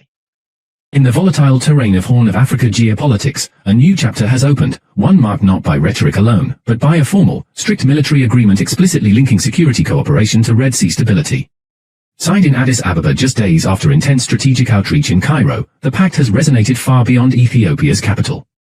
With global powers watching and Red Sea shipping routes in the balance, this agreement signals a deepening military alignment at a time when regional threats are multiplying, and when the stakes for peace and security could not be higher. كم تريوم زلهم زي منستر قدات وصاينا أمريكا مختل منستر قدات وصاينا أمريكا كمون تنايتي أفريقيا زبال حلفتي متيوم ما مبزقنا يو نفسه كف حلفنا يتهجر مسؤوم أب مجويين نعتاتهم أنت تقيم كا زلون زي اللون بوليتيكا وما مانيفرين ويكا بوليتيكاوي مريت نمفتقر بزحنا قريهم كجبر قنيم زلهم أمريكا هذا نجار نتصور على بزوه أبزيا ونزيا نتصور نجار على أمريكا نالزي أبي إثيوبيا تملالس زلا العموم نجيرهم ميم نازي ناي سكيورتي حلافي سلزخون انتايلو مساهم زراخب علامة لنا نسدما قرن أفريقيا بفلاي ني الشباب أب سوماليا زلو ISIS دم حجمة زيلو نزياتهم نممكات مس إثيوبيا بغربا خنصرح نايلو كالجن انتايري لو هجرات كفشلاي خلالون أبزون بعلاتهم زبلوه أبتركب أبعزو أبتركب كابس تبعله ትርጓሜ ዝወሰዱ 4 ኪሎ ቤተ መንግስት የተደረገው ስብሰባናም የዲፕሎማቱ ኮድ ከአሜሪካ ለምን ግልጽ ወይም ፍራንክ ውይይት ክርክርና የሀሳብ ልዩነት እንደነበር የሚጠቁም ዲፕሎማሲያዊ ኮድ ነው። ለምን ግልጽ ወይም ፍራንክ ውይይት አስፈለገ ሲሉ የሚጠየቁት አንድ ስማቸው ሊጠቀስ ያልፈለጉ ዲፕሎማት ለዛሀበሻ ሲናገሩ አሜሪካ በአሁኑ ወቅት ከኢትዮጵያ መንግስት ጋር ያላት ግንኙነት በሁለት ተቃራኒ ዋልታዎች የተወጠረ ነው በማለት ማብራሪያቸውን ጀምረው በአንድ በኩል ኢትዮጵያ በምስራቅ አፍሪካ ያላትን ስትራቴጂካዊ ጠቀሜታ አሜሪካ ትፈልገዋለች፣ በሌላ በኩል ደግሞ የኢትዮጵያ መንግስት በሰብአዊ መብት አያያዝና በውስጥ ጦርነቶች በተለይም በኦሮሚያና በአማራ ክልሎች በሚከተለው የኃይል አማራጭ ዋሽንግተን ደስተኛ አይደለችም ሲሉ ተናግረዋል። እጂ እንታዩ ኣብዚ ክንርዶ ዘለና ንብል ዘለና ምናልባት አሜሪካ ኣብዚ ሕጂ ንሪኦ ዘለና መድረኽ ወላ ዝሸው ንሪኦ ዝነበርና ኩሉ ንድራማ ዝተገበረ ኩነታት ምዃኑ እዩ። ምክንያቱ ኢትዮጵያ ብዓብዩ ኣብ ውሽጣዊ ቀውሳት እያ ከም ዘላን ኣሜሪካ ዘጓያ ዘሎ ነገር እንተሎ ኮይኑ ድማ ኢትዮጵያ ኣብ ሰንኮፍ ዘላ ሃገር እያ ማለት ቀርኒ ኣፍሪካ እንተጠሚትካ ንቀርኒ ኣፍሪካ እንትዕርኢ ኢኻ ሓደ ነገር ጥራይ ክበርሃልካ ዘለዎ እዚ እንዲ ቀርኒ ኣፍሪካ ዝበሃል ኣብዚ ካርታ እዚ ዝጥምት ሰብ ብፍላይ ከም ኣሜሪካ ዓይነት ናይ ዓለም ቦስ ኢሉ ዝጀሃር ሃገር ነዚ ካርታ እዚ ክጥምት ከሎ ሓደ ነገር እዩ ዝረአዩ ብስግር የመን ወዲቓላ ፋሕፋሕትዋ ኣብቲ ዝታሕተ ደረጃ ወዲቓላ ንሳ ንግዘፈትሓ ናይ ዓረብ ስቶሪ ያሳ ንቅድሚት ምፃ ሱዳን ኣብ ሕማቅ ኩነታት ኣላ ብሕጂ እኳ ቁሩብ ተስፋ ኣለዋ ደቡብ ሱዳን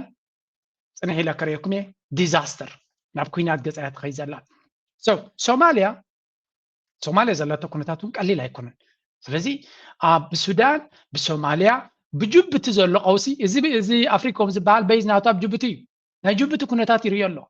ናይ ጅቡቲ ናይ ሶማልያ ናይ ደቡብ ሱዳን ናይ ሱዳን ኤቭሪቲንግ ኣብቲ ከባቢ ኢትዮጵያ ዘሎ ብጀካ ኬንያ ንባዕላ ብሰላማዊ ሰልፍን ብፕሮቴስትን ዕግርግር ኣትይዋ ዝነበረት እያ ብሓንቲ ኬንያ ውፅዋ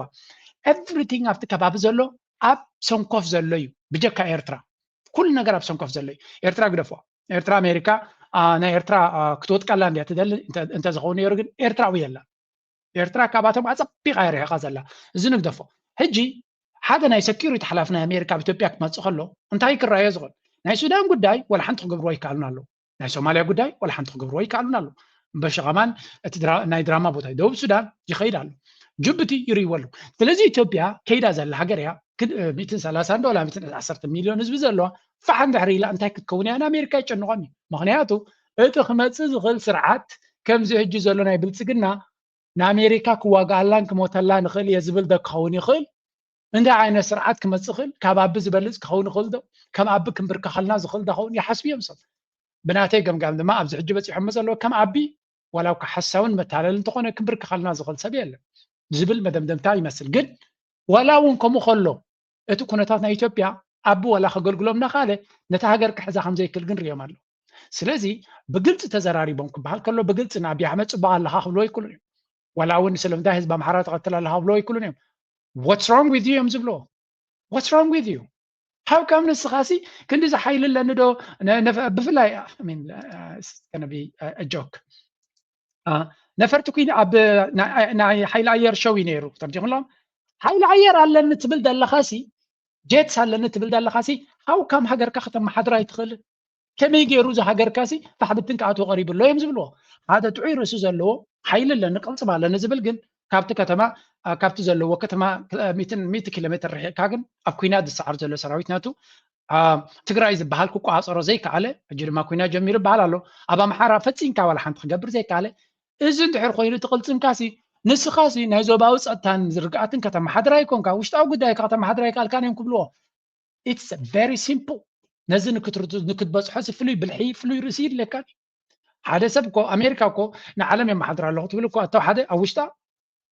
ብረት ኣልዒሉ ኣንፃራ ዝዋጋእ ሰብ የለን የሰለማዊ ሰልፊ ገለ ክህሊ ይኽእል እዩ ግን ኣብ ውሽጦም ብረት ኣልዒሉ ኣንፃር ኣሜሪካ ዝዋጋእ የለን ቻይና ከምኡ ራሽያ ከምኡ ውሽጥኻ ከተመሓድራ ኣለካ ውሽጥኻ ከየመሓደርካ ንደገ ከተመሓድራ ይትኽእልኒ ኢኻ ሰብካ ብኸመይ ዝዕቅነካ ገዛኻ ከየመሓደርካ ደገ ከተመሓድራ ይትኽእልኒ ኢኻ ስድራኻ ከየመሓደርካ ደገ ከተመሓድራ ይትኽእልኒ ኢኻ ስለዚ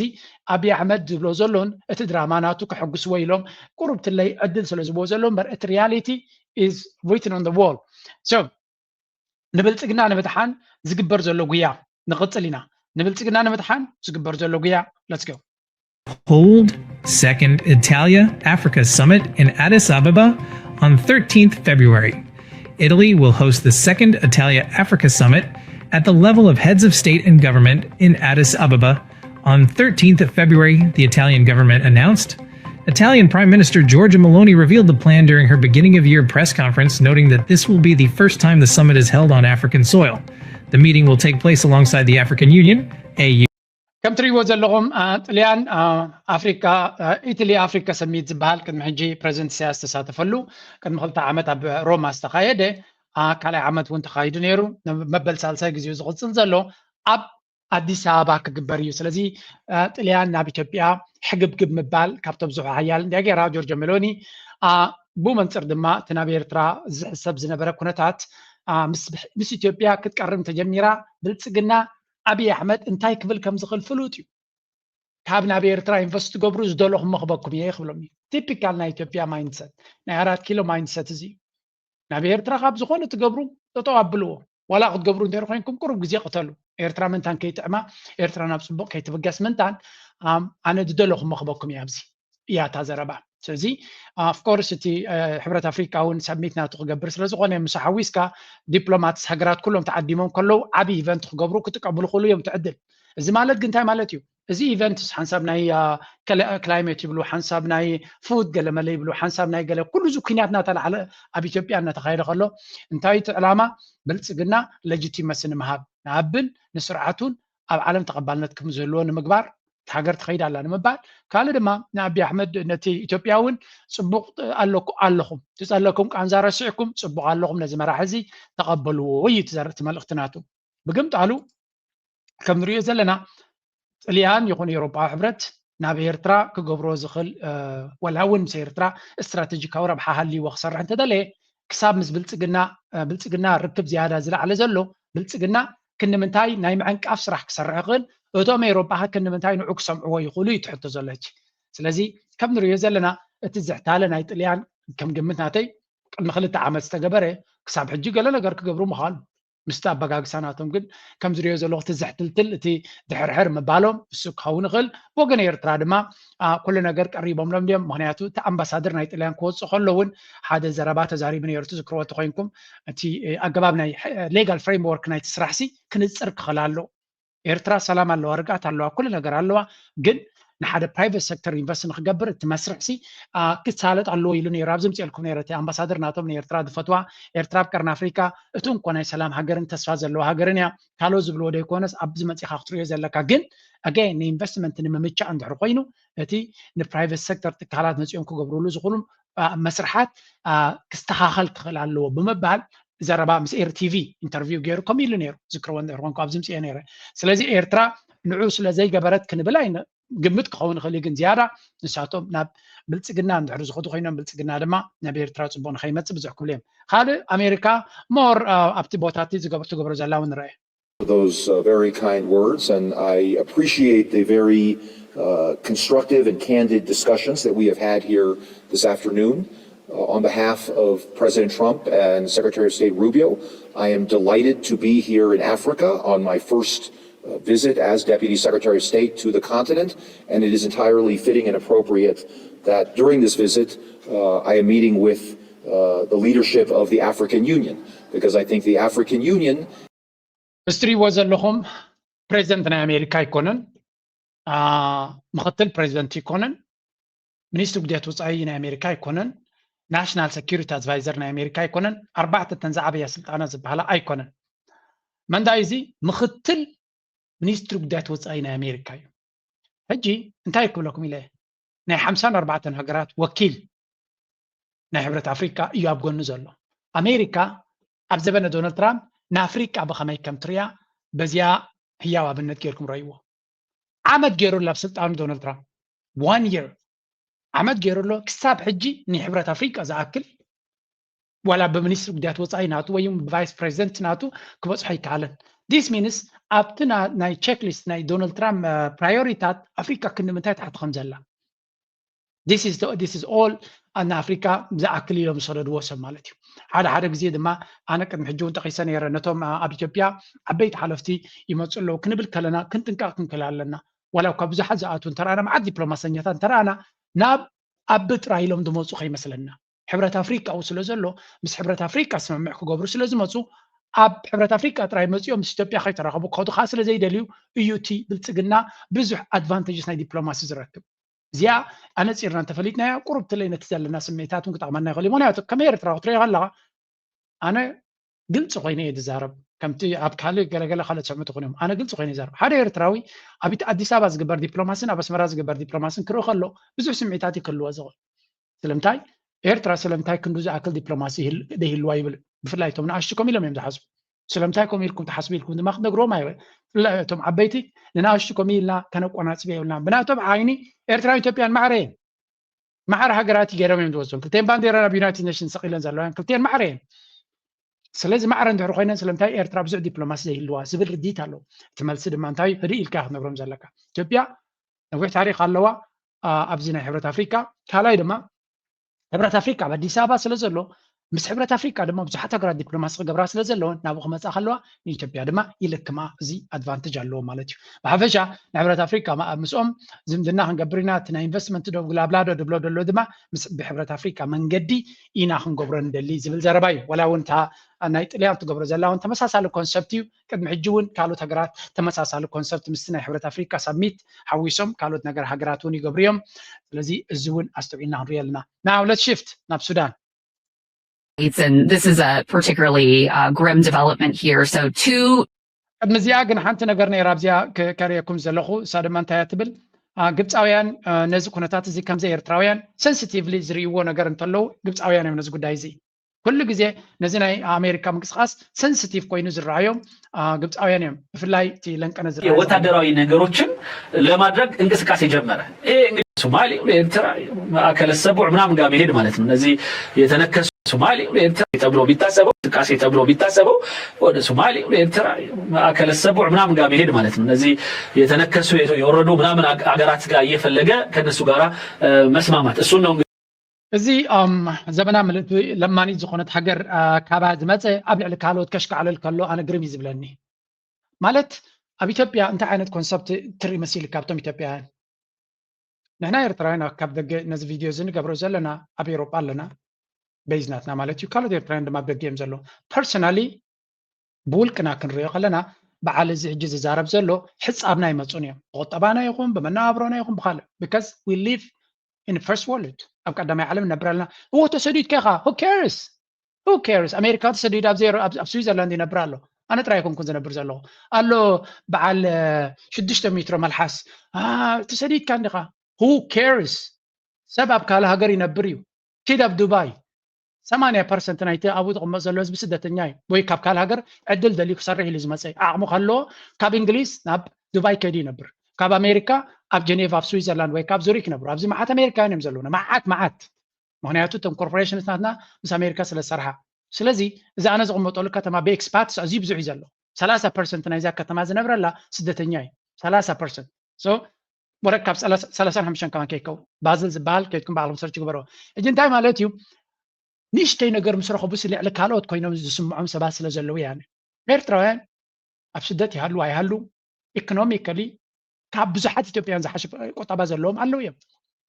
نعمل ده بيوتيوب كنا هنجبر كلا ناول كم يوتيوبرز كاركم نجرا يراقلون أبي يوتيوب كنا هنروح لنا نحن نسومن توردرتي كنا نحن هنا أبي ربنا الناس اللي جبر زلنا انتهي مالتيو we need to be تي برايد تي كرعتنا إيرتراويان خلنا نسأل لنا مغنياتو أبزو كومنت سكشن يكون أبكال إيرتراويان تي خسمة أبسدت كوين كنا تزارب كا go to hell من كذا يسدد من أب سويسرلاند كسدد زي دلي جس أبي تبيا نسويس كتكودو تبلون تبلون نيركا فرقة هاجر من مصنير ما يبقى أنا وحيدة نقرأكم زلوا سلازي أبسدت مهلاونا مرجع ما يكون سدد بسدتو أب سويس دي خزل لغا عد إنجليز دي خزل لغا أمريكا دي خزل لغا مرجع ما يكون عدلني يزربو عدلني خمس رابو كيدنا أب نيجيريا زلوا تزاربوا ويا كينيا زلوا أبنت لأن أنا جرمن منيستر جاتوس أنا كينيا خيدوني توم زبري جاجر مالوني كينيا خمس كسرعوا من تاع مالتي بحقهم من قدنا يسرح حد نيتوبياكم سلازي نحنا رأيك هنا بعلم تسديدنا زلنا تسديدنا بعلم لنا قل اتنو نبرو اللي زلنا فنت أطا زلوا يكون نير تراوا أبسدت كوين زمع بنزلوا كم زي تسفى زي بقولوا جيرم تسفى خورس وز دليله نو أب سويس اللغة أب يوكي اللغة سويدن اللغة نرويج اللغة جرمن اللغة كلا اللغة ንኤርትራ ተድልያኻ ኣብ ፅቡቕ ቦታ ድማ ኢኻ ዘለኻ ኣነ ኩሉ ግዜ ከመይ ዝብል ካብ ቀደም ኣብ ፅቡቕ ቦታ ኮይንካ ፅቡቕ ትምህርቲ ክህልወካ ክእል ፅቡቕ ጥዕና ክህልወካ ክእል ፅቡቕ ዝኾነ ደረጃ ቁጠባ ክህልወካ ክእል እዚ ንኤርትራ ድማ ኣሰት እዩ ፀጋ እዩ ካብ ኣርስተ ይወፅእ ስለምንታይ ኤርትራውያን ዘምውታት ገለመለ ዘንድርስ ቁልቁል ዝበለ ሃገራት ገለ እናበሉ እዮም ዛረቡ እቲ ትዕቢት ናቶም ድማ በትዕቢት ክትምልሰሉ ሓደ ግዜ ይግድደካ እዩ ኣይደልዮን እየ ግን ይግድደካ እዩ ናው ግብፃውያን እንታይ ይብሉ ኣለዉ ንሶም እንታይ ይብሉ ኣለዉ ከተሓዘልኩም ስለ ዘለኹ እየ اسمع يا نشتي የግብጽ እንቅስቃሴ የሚለው እንጂ ሌላ ምን እንቅስቃሴ አለ على الاولى جه نائب وزير الدفاع الامريكي ስለዚህ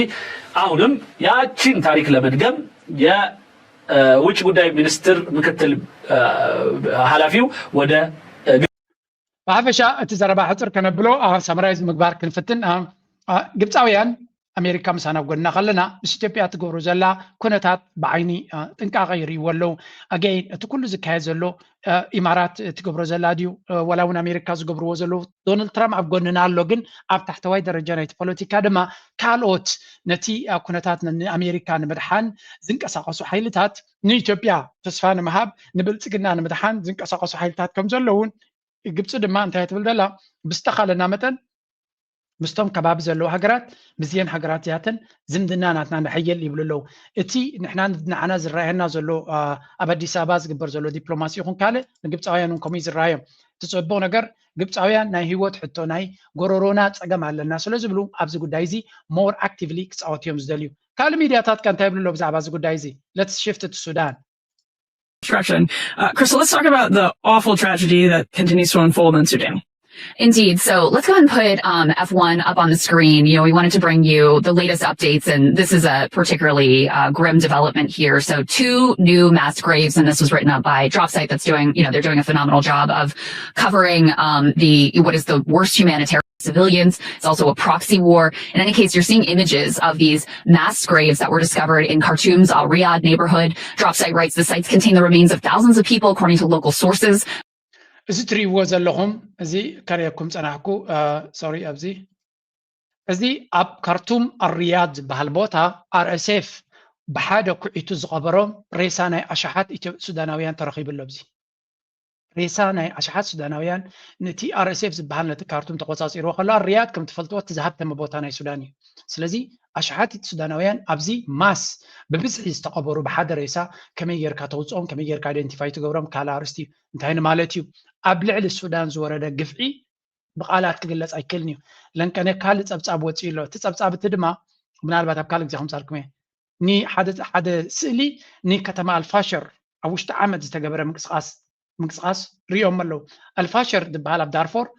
ከባቢ 1 ሚልዮን ሰብ ዝቕመጠላ ዝነበረ ሰብ ዝበሃል የለና ኣብታ ከተማ ኣብዚ እዋን እዚ ወይ ኣዝዩ ውሑድ ሰብ እዩ ዘሎ እንታይ ማለት እዩ እዚ RSF ዝበሃል ደጋፊዩ ብልፅግና ደጋፊዩ ኢማራት ኣብ ሱዳን ዝገበሮ ጥፍኣት ኣብ ሱዳን ዝገበሮ ዕንወት መግለፂ ዘይርከቡ መግለፂ ኣይርከቡን ስለዚ እዚ ሓይሊ RSF ዕጡቕ ምልሻ ነታ ሃገር ክማቕላ ይደልሎ ጥራይ ኣይኮነን ንሱዳን ሲስተማቲካሊ ከጥፍኣ እዩ ዝደሊ ነይሩ ዝጠፍአት ሃገር ሽዑ ኢማራት ብቢልዮናት ጌራ ብትመስላ ንክትሃንፃ ከቢድ ኣይኮነን ፀጋታት ናይ ሱዳን ክትምዝምዝ ስለ ዝኾነት ኢማራት ሓደ ደዘርት እዩ ተርጂኹን ንእሽተይ ሃገር እዩ ደዘርት እዩ ሱዳን ግን ክንዲ 100 ኢማራት እዩ ሱዳን ነዛ ዘላ ሱዳን ገለ ክፋላ ደምሲስካ ብዳዕማ ሸሪዕ ጌርካ ተቆፃፂርካ እታ ሃገር እሞ ኣብ ኢድካ ከም ናትካ ኮሎኒ እንድሕር ጌርካ እያ ሱዳን ከተኻብቶ ትኽእል ሃብቲ ንበይኒ እዩ ካልእ ሓንቲ ነገር ክበኩም እየ እዚኣ ነገር ብጥንቃቐ ክትርእይዋ ድማ የተሓሳስበኩም ኣብዚኣ እሞ ስእሊ ኣላ ሓንቲ ኣናሊሲስ ዝበኩም ቁሩብ ትለይ ጥንቃቐ ጌርና ክንሪኦ ዘለና ኢና there was this report ምዝያ ናይ ሱዳን ኣተሓሒዘ ከበኩም ዘለኹ እያ እዚኣ ትሪእዋ ዘለኹም እንታይ ዝብል ኣሎ መሲልኩም እዚ ኣብ ከባቢና ንሪኦ ዘለና ጉዳይ ፎሬን ፖሊሲ ዝብል ዘውፅኦ እዩ እዚ ናይ ቀርኒ ኣፍሪቃ ዘሎ እቲ ናይ ዓረብ ባእሲ ኣባና መፅዩ ዓብይ ሽግር ክፈጥር ከም ዝኽእል ኣገኒ ኤርትራ ኢቲኻ ድማ ኩሉ ግዜ ምዝራብ ከም ንቡር ተርእዮ ወይ ፋሽን ስለ ዝኾነ ከም ኖርማል ጌርኩም ወሰድዎ ስለዚ ኢትዮጵያ ኣብ ጉዳይ ናይ ሱዳን ኢዳ ትእቱላ ዝብል ዘረባ ኣሎ ኢትዮጵያ ኣብ ጉዳይ ናይ ሱዳን ኢዳ ትእቱ ኣላ ኢትዮጵያ ኣብ ጉዳይ ናይ ሱዳን ኢዳ ትእቱላ ማለት እንታይ ትርጉሙ እንድሕር ኢልኩም ኢማራት እታ እንኮ ተሪፋታ ዘላ ሓይሊ ኣብዚ እዋን እዚ ኢትዮጵያ እያ ኮይና ዘላ ንኢትዮጵያ ተጠቒምካ ክግበር ዝኽእል ዝግበር ዘሎ ني دعم سريع نمدحان بزح فتنا يزقبر زلو سلازي إمارات ب إثيوبيا جيرايا كتحجز تفتن زلا زد ما نمن يبللو نمن يقع مسمر كخون يبللو إيرتران جبت النزي شلالي لانك حلفوي كوناني زبل زلو سلازي Eritrea's long-standing hostility with Ethiopia could flare if Addis Ababa deepens its role in Sudan. ስለዚህ ጉዳይ ናይ ብልጽግና ኒ ኩነታት ናይ ሱዳን ንምንዋሕ ብኢማራትን ብልጽግናን ኒ ዳዕመ ሰሪዕ ክሕግዝዎ እንተጀሚሮም ኤርትራ ስጉምቲ ክትወስድ ከም ትኽእል ግብፂ እውን ስጉምቲ ክትወስድ ከም ትኽእል ይብሎ Egypt already tense relations with Ethiopia over the Nile and the Grand Ethiopian blah blah እዚኣቶም ኩላቶም መጥቃዕቲ ክገብሩ ይኽእሉ እዮም Horn of Africa stability. A new flashpoint could engulf the region, destabilizing fragile balances. ስለዚህ እንታይም ዝብሉ ዘለው እዚ ጉዳይ እዚ ብልጽግና ኣብ ክወፆ ዘይክል ዓዘቕቲ ክትዋ ከም ዝኽእል እንታይ ማለት እዩ ኢትዮጵያ ምስ ኢማራት ኮይና ነቲ ኩናት ናይ ሱዳን ንምንዋሕ ክትገብሮ ትኽእል ፃዕሪ እንታይ ክፈጥር ይብለው ኤርትራን ግብፅን ሱዳንን ትግራይን ፋኖን ኩሎም ብሓደ ኮይኖም ነቲ ብልጽግና ክግጭብዎ ከም ዝኽእሉ እዚ ሕጂ ኩናት ትግራይ ብፀለምቲ ተባሂሉ ዘሎ ድማ my understanding is it's part of this ናተይ መረዳእታ ክፋልናት እዩ ምክንያቱ the timing እቲ ናይ ግዜ ገደብ እቲ ናይ ግዜ ውሳነ ናይ ህወሓት exactly ማስ ክኸውን ከም ዘሎ ካልኩሌት ገይሮም መፅኦም ኣሎ ስቂልና ኣብዘይ ቦትኡ ዘይረኸብናይ ሓበሬታ ክንዘረባ ንኽእል ኢና ምናልባት ምስ ኤርትራ ከይተዘራረቡ ተበጊሶም ኣለዎ ክብል ኣይክእልኒ ምስ ኤርትራ ዝኾነ ይኹን አንደርስታንዲንግ ሒዞም ኣለዉ ስለዚ እዚ ጉዳይ እዚ ክንሪኦም ንኽእል ዋላ ኤርትራ ክትሕግዞም ዳ ትሕግዞምን ካላርሲ ኮይኑ ምስ ኤርትራ ተረዳድዮም ዝገብርዎ ዘለዉ እዮም ሱዳን ብቕልጡፍ መንገዲ ንዳዕመ ሰሪዕ ክትቅርስሞ ጀሚራላ ከተማታት ትቆፃፀራላ ዓድታት ትቆፃፀራላ ኣብዚ እውን ከረየኩም እቲ ዓወታት ናይ ሱዳን ዝበሃል ዘሎ ብዙሕ ዓወታት ይጎናፀፋሉ ሰራዊት ናቶም እዚ ድማ ካብ ዜሮ ዝተበገሰ ኣይኮነን እቲ ፀቕጢ ብኩሉ መንገዲ ግብፂ ስዑድያ ቀጠር ቱርኪ ካልኦት ሃይልታት ሓይሊ ናቶም ናብ ሱዳን ገጾም ዝገብርዎ ዘለዎ ጉዕዞ ኢና ንርኢ ዘለና ስለዚ ንሱዳን ብኩሉ መንገዲ ሓጊስካ ንሰራዊት ሱዳን ሓጊስካ ንኢማራት ድማ ኣብ ፀቕጣ ኣብ ዘላትሉ ግዜ ነቲ ዳዕመ ሰሪዕ እንተኾነ ጠቕሊልካ ከም ዝድምሰስ ምግባር ተዘይተኻለ ድማ ዓቕሙ ኣፀቢቑ ከም ዝዳኸም ባይ ደ ወይ ሶሻል ሚድያ ናይ ዳዕመ ሰሪዕ እንታይ ክብሉ ጀሚሮም ኣሎ መሲልኩም ስዑድያ ሲ ሽምግልና ይትደልን እያ ዘላ ክብሉ ጀሚሮም ኣሎ እቶም ናይ ኢማራት ድማ ኣንጻር ሱዳን እንታይ ክብሉ ጀሚሮም ኣለዉ ሓድሽ ክሲ ቀደም ዝነበረትን ካልኣይ ሕጂ ደጊሞማ ዘለዉ Let's talk about Sudan and let's stop pretending this is complicated. Sudan's army, the SAF, is using child soldiers. Not allegedly, not unconfirmed. We have seen the footage, we have seen the uniform, we have seen the kids. Teenagers with rifles smiling for the camera. And let's be clear, you don't get this kind of mass child recruitment without command. So, እዚኦም ናይ ሚድያ ፐርሶናሊቲ ናይ ኢማራት እዮም እንታይ እዮም ዝብሉ ዘሎ ናይ አቡዳቢ ሱዳን ቆልዑ ኣብ ሰራዊት ቆፂራ ኣላ ይብልለው ሕጂ ንሰራዊት ሱዳን ቅድሚ ሕጂ ብኬሚካላዊ ኣፅዋር ተጠቂሙ ኣብ ልዕሊ ህዝቢ ኢሎም እገዳ ከም ዝወርዶ ገይሮም ካልኣይ ምስ እስላማዊ ሓይሊ እዚ ሞስሊም ብራደርሁድ ኣኽዋን ሙስሊሚን ኣለዎም ኢሎም ድማ ኣብቲ ናይ ኣሜሪካ ቴሮሪስት ሊስት ክትዎም ይፅዕሩ ኣለው ሳልሰይቲ ክሲ ድማ ብዝኾነ ይኹን ድራማ ክገብሩ ስለ ዝኽእሉ ትሕቲ ዕድመ ህፃናት ኣስኪሮም ኣለው ጀነራላት ናይ ሱዳን ድማ ኣብዚ ጉዳይ እዚ ኢድ ኣለዎም ይብልለው እዚ ጉዳይ እዚ ድማ እንታዩ እቲ ንሪኦ ዘለና ፀወታ እንድሕሪ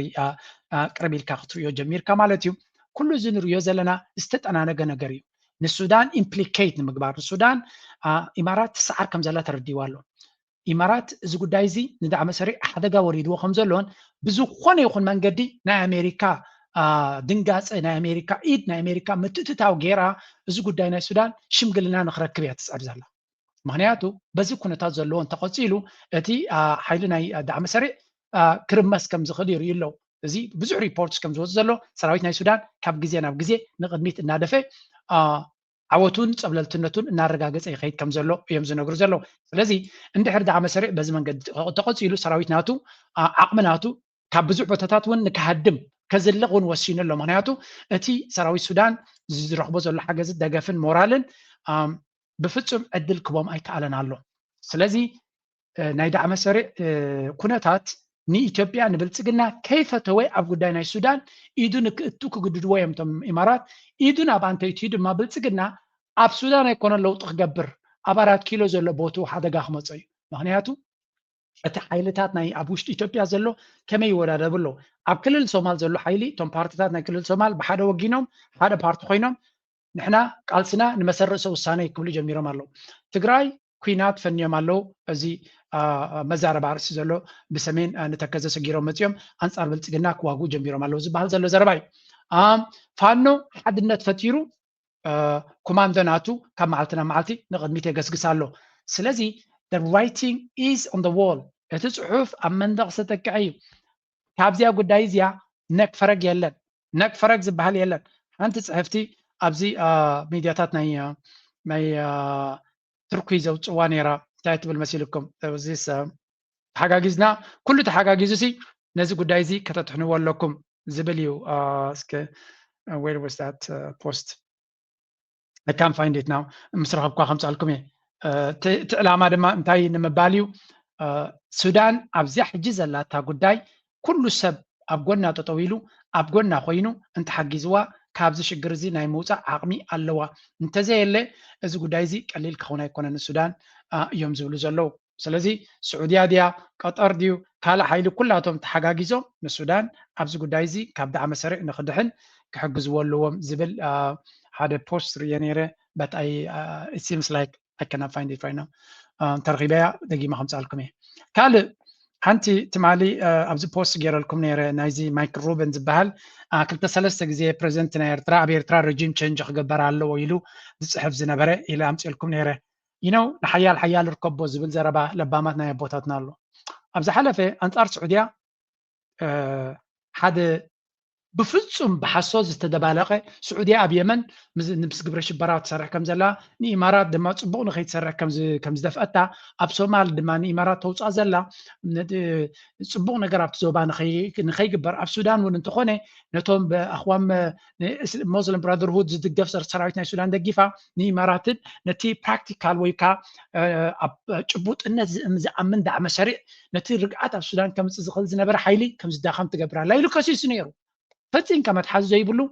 ገንዘብ ተኸፊሉ ጨናዊ ዘረባ ተዛሪቡ ነይሩ እንገስወት ናይ ስዑድያ ሓደ ሕጋዊ ሕጊ ዝፈልጥ ኩሉ ነገር ዝፈልጥ አይልዎ መጀመርያ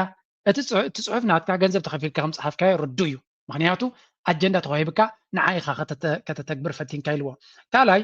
እዚ ትገብሮ ዘለኻ ንዓኻ ኣብ ሳልሰይቲ ፓራግራፍ ይዎ by the way have you or AEI ዝበሃል ሓደ ኢንስቲትዩሽን ንስኻ ብሽሙ ትሽቅጥ ዘለኻ ኢልዎ have you or this filed under the foreign agents registration ዝፋራ ዝበሃል ማለት እዩ ብዛዕባ ሃገራት ክትዛረብ ትኾንካ ወይ ሎቢ ክትገብር ትኾንካ ላይሰንስ ክልወካ ኣሎ ፋራ if not registered ድኾንካ ዲኻ ይብሎ ኣሎ እንተደየለ let me know so I can guide you through the process failure to comply is a federal offense under the 22 US code of ኢሉ ስለዚ ኣመወዳት እንታይ ልዩ ውዳ መሲልካ ሓያል ከበዝብል consider this as social media only notice I am fully prepared to proceed legally through the respected US legal system if you fail to abide by it and if continued with your illegal propaganda without proper disclosure I am speaking here only about your Abu Dhabi proxy deal others are also documented especially when you were asked with demonizing the United States harshly for another client ስለዚ ዝኣክል ጭብጥ ሒዝናልካ ኣለና እዚ ጠራርዓናትካ እንተቐፂሉ ኣብ ሕጊ ኣሜሪካ ቀሪበ ብጎረሮካ ጠልጠል ከብለከ እዛ ሕጂ ፅሒፈልካ ዘለኹ ፖስት ከም መጠንቀቕታ ጥራይ ውሰዳ ኢልዎ ኣሎ ስለዚ ነዚኣቶም ከምዚ ገይሩ ኦርጋናይዝ ዝኾነ ሓይሊ ዘለዎ ሓይሊ ኣንጻርካ ፕሮፓጋንዳ ክግበር ከሎ በቲ ሕጊ ናይቲ ሃገር ቀጥ ኣቢልካ ብጎረሮም ክትሓቆም ትኽእል ኢኻ ነዛ ፅሕፍቲ ኮሜንት እውን ኣይሃባን ምክንያቱ ፖስት ገይሩሉ ነይሩ እዩ ታግ ገይርዎ ነይሩ እዩ ኣብታ ፖስት እያ ስለዚ ሓያል ዝኾነት ብሕጊ እናተሰነየ እዚ ትገብሮ ዘለኻ ተኸፊልካ ንሽም ስዑድያ ምስሊ ስዑድያ ካይዳ ናይ ስዑድያን ክትድምስስ ኢልካ ትኸዶ ዘለኻ ልዑል ጥንቃቐ ክትገብር ኣለካ ምክንያቱ ንበዓልካ ኣብ ጉድጓድ ዝእትወካ እዩ ነቶም ቁርብትለይ ቁንጣሮ ገንዘብ ክትበልዕ ክትብል ብአን ጎረሮኻ ከይትሕነቕ ዎች ኣውት ብምባል መጠንቀቕታ ሂብዎ ንብለኩም ኣለና ስለዚ ኣብዚ ከባቢና ንሪኦ ዘለና ምንቅስቃሳት ናይ ብሓቂ ዘገርምን ዘስደምምን ይኩን ብለን ኸሊና ብዙሓት ሓይልታት ንሓት ሕደን ክባልዓ ንረለና at the end of the day እዚ ጉዳይ እዚ ናበይ ክኸይድ እዩ ከም ኤርትራዊ ኮይንካ ክትዕዘቦ ዘለካ እዩ ላይክ ሓደ ፍሉይ ዝኾነ ፊልሚ እዩ ዝፍፀም ዘሎ ከባቢና ካልእ ዜና ኣብ ካልእ ኣርእስቲ እውን ምዛእ ርእስናትና ናብ ሶማልያ እንድሕር ከድና ሓደ ዘረባ ኣሎ ብዚ ሶማልያ ካብ ቱርኪ 4 F-16 ጀታት ረኺባላ ይበሃል ኣሎ 3 F-16 ኣብ ቀርኒ ኣፍሪካ ወይ እውን ኣብ ኣፍሪካ እውን ብዓብዩ ብጀካ ግብፂ F-16 ዘለዎ ሃገር ኣሎ ይመስለኒ እንተሎ ፀሓፈሉ ሜቢ ሳውት ኣፍሪካ ከልዎም ይኽእል ኸውን ሜቢ ናይጄሪያ I don't know ኢትዮጵያ ብርግፅ የብሎምን ግብፂ ኣለዎም ካልእ ምናልባት ሞሮኮ ገለ ህልዎም ኸውን እዩ እንተሎ ኮይኑ ማለት F-16 ማለት ኣዝዩ ክቡር ነፈርቲ ኩናት እዩ ስለዚ ትርኩ ኣለዎም እዩ ገለ ካብቲ ዘለዎም 3 F-16 ናብ መቃዲሾ ኣምፂኦሞም ኣለዉ እዚ እንታይ ዘርእየካ ነቲ ኣብ ቱርኪ ቀጠር ግብፂ ከምኡ እውን ስዑድ ዓረብ ነቲ ሶማልያ ዝበሃል ሓያል ሃገር ንክኸውን ይፅዕርሉ ኣለዉ እዚ እንታይ ማለት እዩ እስራኤል ዝበሃል ብሶማሊላንድ ዝኣቱ ዘሎ ከምዘይ ኣቱ ኣብዚ ቦታ እዚ እግሪ ከምዘይ ተክል ንምግባር ማለት እዩ ልኡላውነት ናይ ሶማልያ ክኽበር ኣሎ ሕብረት ኣፍሪካ ከምኡ ይብላ ኣሎ ዓረብ ሊግ ከምኡ ይብላ ኣሎ ዩናይትድ ኔሽንስ ከምኡ ይብላ ኣሎ ኤቭሪባዲ ስለዚ ተኣፍልጦ ናይ እስራኤል ቦታ ንኸይረክብን እግሪ ንኸይተክል ምክንያቱ እስራኤል ኣብቲ ቦታ ንልምዓት ዘይኮነ ንኩናትን ወረ ኩናትን ንዕግርግርን ክትመፅእ ምዃናን ነቲ ባሕሪ ድማ ዌፐናይዝ ክትገብሮ ምዃና ኩሎም ስለ ዝፈልጡ ነፍሲ ወከፍ ነዚ ጉዕዞ እዚ ይንቀሳቐሰሉ ኣሎ ንሶማልያ ድማ ንመጀመርያ ግዜ እዚ ከምዚ ዓይነት ጀትስ ኣብ ዓዳ መፅኡ ኣሎ ኦፍኮርስ ናታ ኣይኮነን ናይ ቱርክ እዩ ግን ኣገይን ዋላ እዚ እውን ሓደ ፓወር ፕሮጀክሽን ይበሃል ቱርኪ ክንምንታይ ኣብዚ ቦታ እዚ ኢንቨስትድ ኢንትረስት ወይ ከዓ ዕሙቕ ዝበለ ረብሓን ሽርክነትን ከም ዘለዋ ዘርኢ እዩ ንብልፅግና ድማ ነቲ ጉዳይ ናይ እዛ ኣርቲክል እንታይ ኢሉ ግብፃዊ ፅሒፍዋ እንታይ ዝብል ሶማልያ ኣብዚ ሕጂ ኣትያቶ ዘላ ደልሓመት ንክትኣቱ ዝገበረ ኢትዮጵያ እዩ ኢትዮጵያ ዝሃንደሰቶ እዩ እቲ እገዳ ብልዕልያ ኣፅዋርን ወታደራዊ ዓቕሚ ንኸይትሃንፅን ገይርዋ ዝነበረ ድማ ኢትዮጵያ ምስ ኣሜሪካ ኮይኖም እዮም ነይሮም ስለዚ ኣሜሪካ ኣብዚ ቀረባ ዓመታት እገዳ ወታደራዊ ዓቕሚ ኣብ ልዕሊ ወታደራዊ ኣፅዋር ናይ ምግዛእ ዝነበረ እገዳ ኣልዒላትላ ዩናይትድ ኔሽንስ እውን ኣልዒልላ ኣብዚ እዋን እዚ ሶማልያ ወታደራዊ ቅልፅማ ንምህናፅ በዓል ቱርክ ድዮም በዓል ቀጠር ድዮም ግብፂ እውን ብዓቕሙ ካልኦት ሃገራት እውን ኤርትራ እውን ብዓቕማ ገይራ ነይራ እያ ምክንያቱ ሓፂን ጥራይ ኣይኮነን ዓውደ ኩናት ዝቕይር ሓያል ሃገራዊ ሰራዊት ክህልወካ ክኽእል ኣሎ ንዑ ንምግባር ድማ ኤርትራ ናታ ዝኣክል እጃም ኣበርኪታ ነይራ እያ እንተኾነ እቲ ኩነታት ብብዙሓት ሰብ ድራማታት ኣትዩ ክሰልጥ ኣይከኣልን ስለዚ ኣብ ሱዳን ኣብ ሶማልያ ብዓብዩ ንሪኦ ዘለና ኩነታት ኣብ ከባቢና ኢና ንዕዘብ ዘለና ንቐፅል እጂ ምንድን ነው የኛና ዩኤኢ ስምምነት ወዲዘት አይተነው እናውቃለን ምንድን ነው እየተጠቀምን ያለ ነው አንድ ነገር መርምሩ እስቲ ባለፉት 7 ዓመታት አይደለ አብይ ከመጣ ወዲህ ዩኤኢ በ10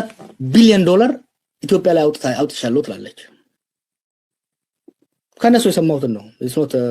propaganda where did they invest that money እስቲ የሰሩልን መንገድ እኔ እስቲ እነሱ የገነቡትን ፋብሪካ እንየው where is that አንድ እዚህ የለጋሃር ፕሮጀክት ብሎ አንድ ጊዜ በጣም ያሞቁታለች አንድ ቢልዲንግ ብቻ ነች ያለቀችው this is a very fundamental question ማለት ኣብዚያ ጉዳይ እዚያ ብዙሕ ነገር ኣሎ ሰብ ክሓተሉ ዝግባእ ንዓም ዝምልከት ኮይኑ ግን ኤግዛክትሊ ኢማራትን ብልፅግናንሲ እንታይ እቲ ዲል ናቶም እንታይ እቲ ስምምዕ ናቶም ማለት እንታይ ኢንፍራስትራክቸር ተገይሩ እቲ ኢማራት ነቲ ብልፅግና ዝበሃልሲ ከም ድሌቱ ተቆፃፂርዎ ከም ዘሎ ንርኢ ኣለና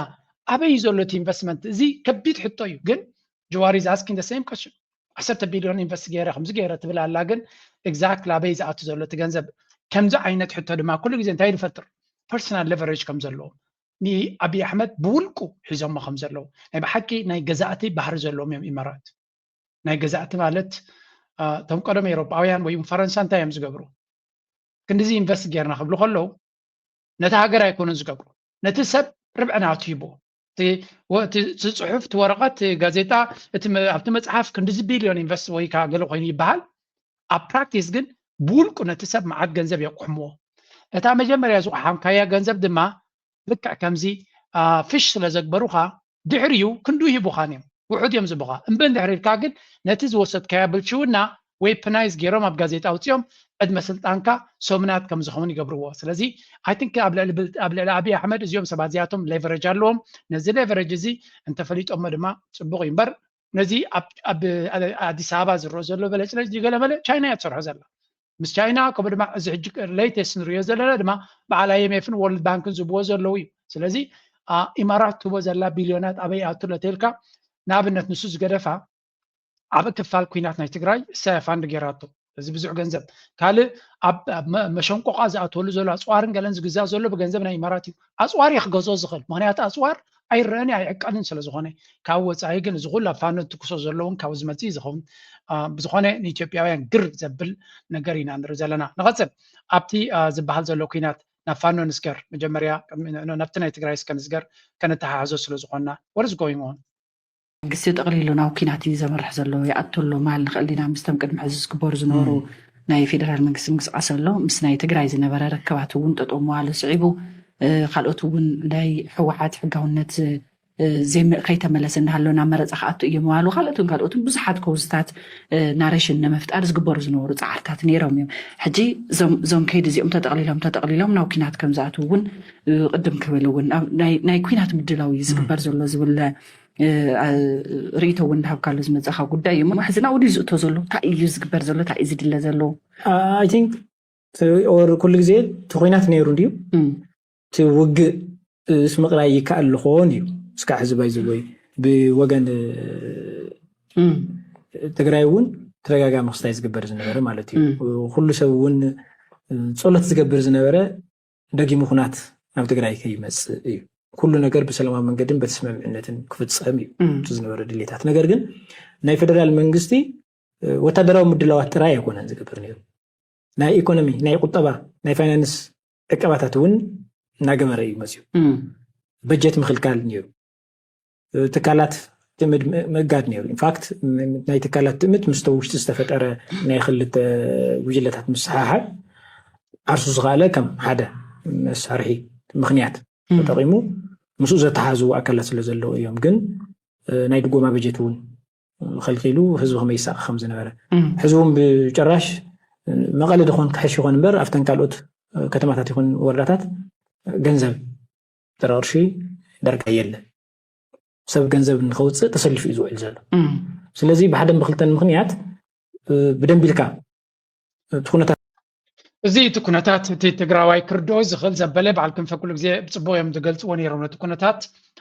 ወገን እቲ ናይ ብልፅግና ሚዲያ ካንስማዮ ተመልካቾቻችን የኤርትራ መንግስት ወይ ደግሞ ሻዕቢያ ህዝባዊ ወያነ ሓርነት ትግራይና በፋኖ ታጣቂዎች በጋራ በትብብር እየተንቀሳቀሱ መሆናቸውን የተመለከቱ መረጃዎች እንግዲህ ሰሞኑን በስፋት እየተሰራጩ ነው። ከዚህ ጋር ተያዘም በትናንትናው ዕለት በጸለምት ወይ ደግሞ ነው በዛ አቅራቢያ ባሉ ቦታዎች ላይ ትንኮሳ ለማድረግ የሞከሩ የቲፒኤልኤፍ ተዋጊዎች መመታታቸውንና ቢያንስ ሁለት ከፍተኛ የሰራዊቱ ወይ ደግሞ የቲፒኤልኤፍ አዛዦች መማረካቸውን የተመለከቱ መረጃዎች በስፋት ተሰራጭተዋል። በነዛ በተሰራጩት መረጃዎች ላይ ከም ትሪእዎም ዘለኹም እቲ ናይ ብልፅግና ሚድያ ነዛ ጉዳይ እዚኣ ከም ዓባይ ድራማ ገይሩ ላዕልን ታሕትን ከብላ እዩ ዝውዕል ዘሎ ብግምጣሉ እንታይ ዝብል ዘረባ እዩ ዘለዎም ነቲ ህወሓት ኦርጋናይዝድ ኮይኑ ዝንቀሳቀሶ ዘሎ መቸም እቲ ናይ ህወሓት ምንቅስቃሳት ብካልእ መንገዲ እውን ይግለፅ ኣሎ እንዲሁ ግን እዚኣቶም ቶም ተማሪኾም ዝበሃል እዮም ስለዚ ሻዕብያ ዘቃንዮ ዘሎ ጉዳይ ምዃኑ ድማ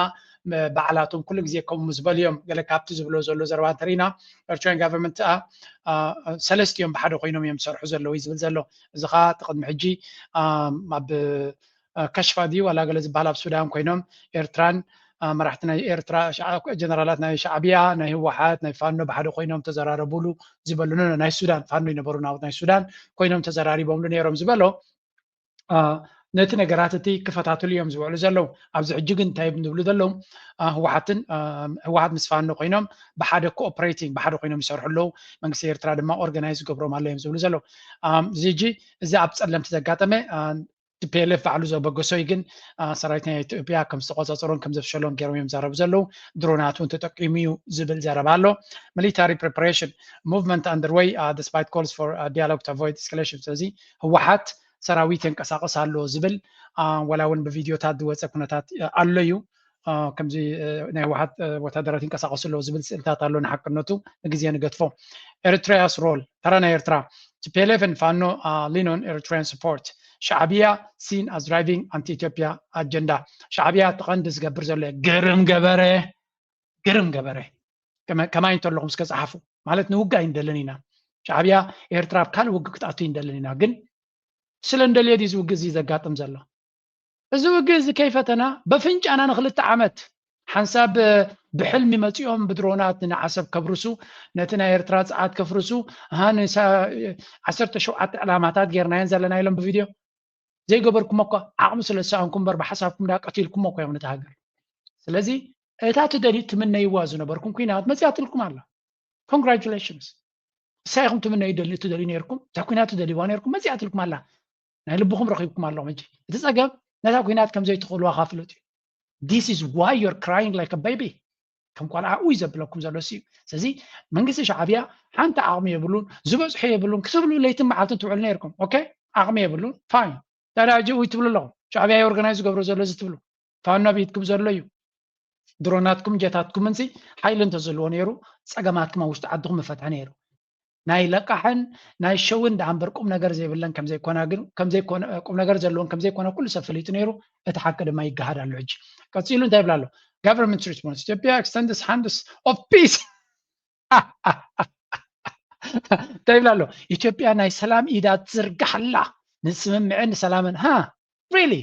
ክልተ ዓመት ምሉእ ኩናት ክትውይ ፀነይካ ሕጂ ትደልያ ዝነበርካ ሓሳዊ ጓሳ ትብልኮ ከምዚያ ምሉእ ዓመት ክትሕሱ ሓጊኻ ሕጂ ትደልያ ዝነበርካ ኩናት ምስ መፃት ካሪኻ ሰላም ትደሊ internal strains militant shrinking losing influence ሕጂ ስምዕዎም እንታይ ይብሉ ኣለዉ ካልእ ቶም ካልኦት ፀረ ኤርትራ ውይ ክብሉ ከለኹ ንሰምዕ ስለ ዝኾነ ወደ ውጭ ማማተር ጀመሩ የት ነው እርዳታ የምናገኘው ይገባል ይሄ ማለት ፋኖ የህዝብ ድጋፍ ሲቀዛቀዝበት የሚሊተሪው አቅጣጫ አስቸጋሪ ሲሆን የውጭ እርዳታ ማፈላለግ እንዲጀምር አድርጎታል ለዚህ ድጋፍ ሻዕቢያ ግብጽ ከውጭ ህወሓት ከውስጥ የእርዳታ ደራሽ ሆኖ ቀርበዋል እሰይ በዓል እዚ ቅድሚ ክንደይ ከም ትፈልጡ ኮይኹም ከም ፕሬዚደንት ሲያሲ የለን ድብል ዝነበረ ኢሎሞ ምስጋና ናቱን ገለመለንሲ ቃላት ይተሓፅረሉ ነይሩ ቆብዑ ከፊት ይተመስግን ነይሩ ኢሎም መጃኻ ተገምቲ ኢሎም እንጂ እንታይ እዩ ዝብል ዘሎ ፋኖ ካብ ውሽጡ ደጋፍ ስለዚ ዝሓለ ኣብ ውሽጢ ደገፍ ስለ ዘይረኸበ ካብ ደገ ሓገዝ ይደሊ ኣሎ እሳቶም ድማ ካብ ሻዕብያን ግብፅን ካብ ደገ ክኾን ከሎ ህወሓት ድማ ካብ ውሽጢ መጀመርያ ኣብ መንጎ ህወሓትን ፋኖን ምትሕግጋዝ ክህሉ እንድሕር ክኢሉ እቲ ዝበለፀ እዩ this is good already good ምክንያቱ ኣብይ ኣሕመድ ንዓመታት ዝፈብረኻን ድራማ ዝፈጥራ ዝነበረን ኣብ መንጎም ኩናት ንኽፈጥር እዩ ኣብታ ኩናት ድማ ንሓድሕዶም ክጣፍኡሉ ከምቲ ንኤርትራን ትግራይን ንሓድሕዶም ክጣፍኡሉ ዝምነ ዝነበረ ትግራይን ኣምሓራን ክዋድኡሉ ድማ ይደሊ ነይሩ እጂ እዚኣ መይታ እያ እንታይ ዝብል ዘሎ ባሻይ ፋኖ ማለት ቅሩብ ምሁር እንድዩ ፋኖ ናይ ደገ ሓገዝ ክረክብ ዝኽእል ናይ ደገ ሓገዝ ንምርካብ ብቅዓት ምዘለዎ ጥራይ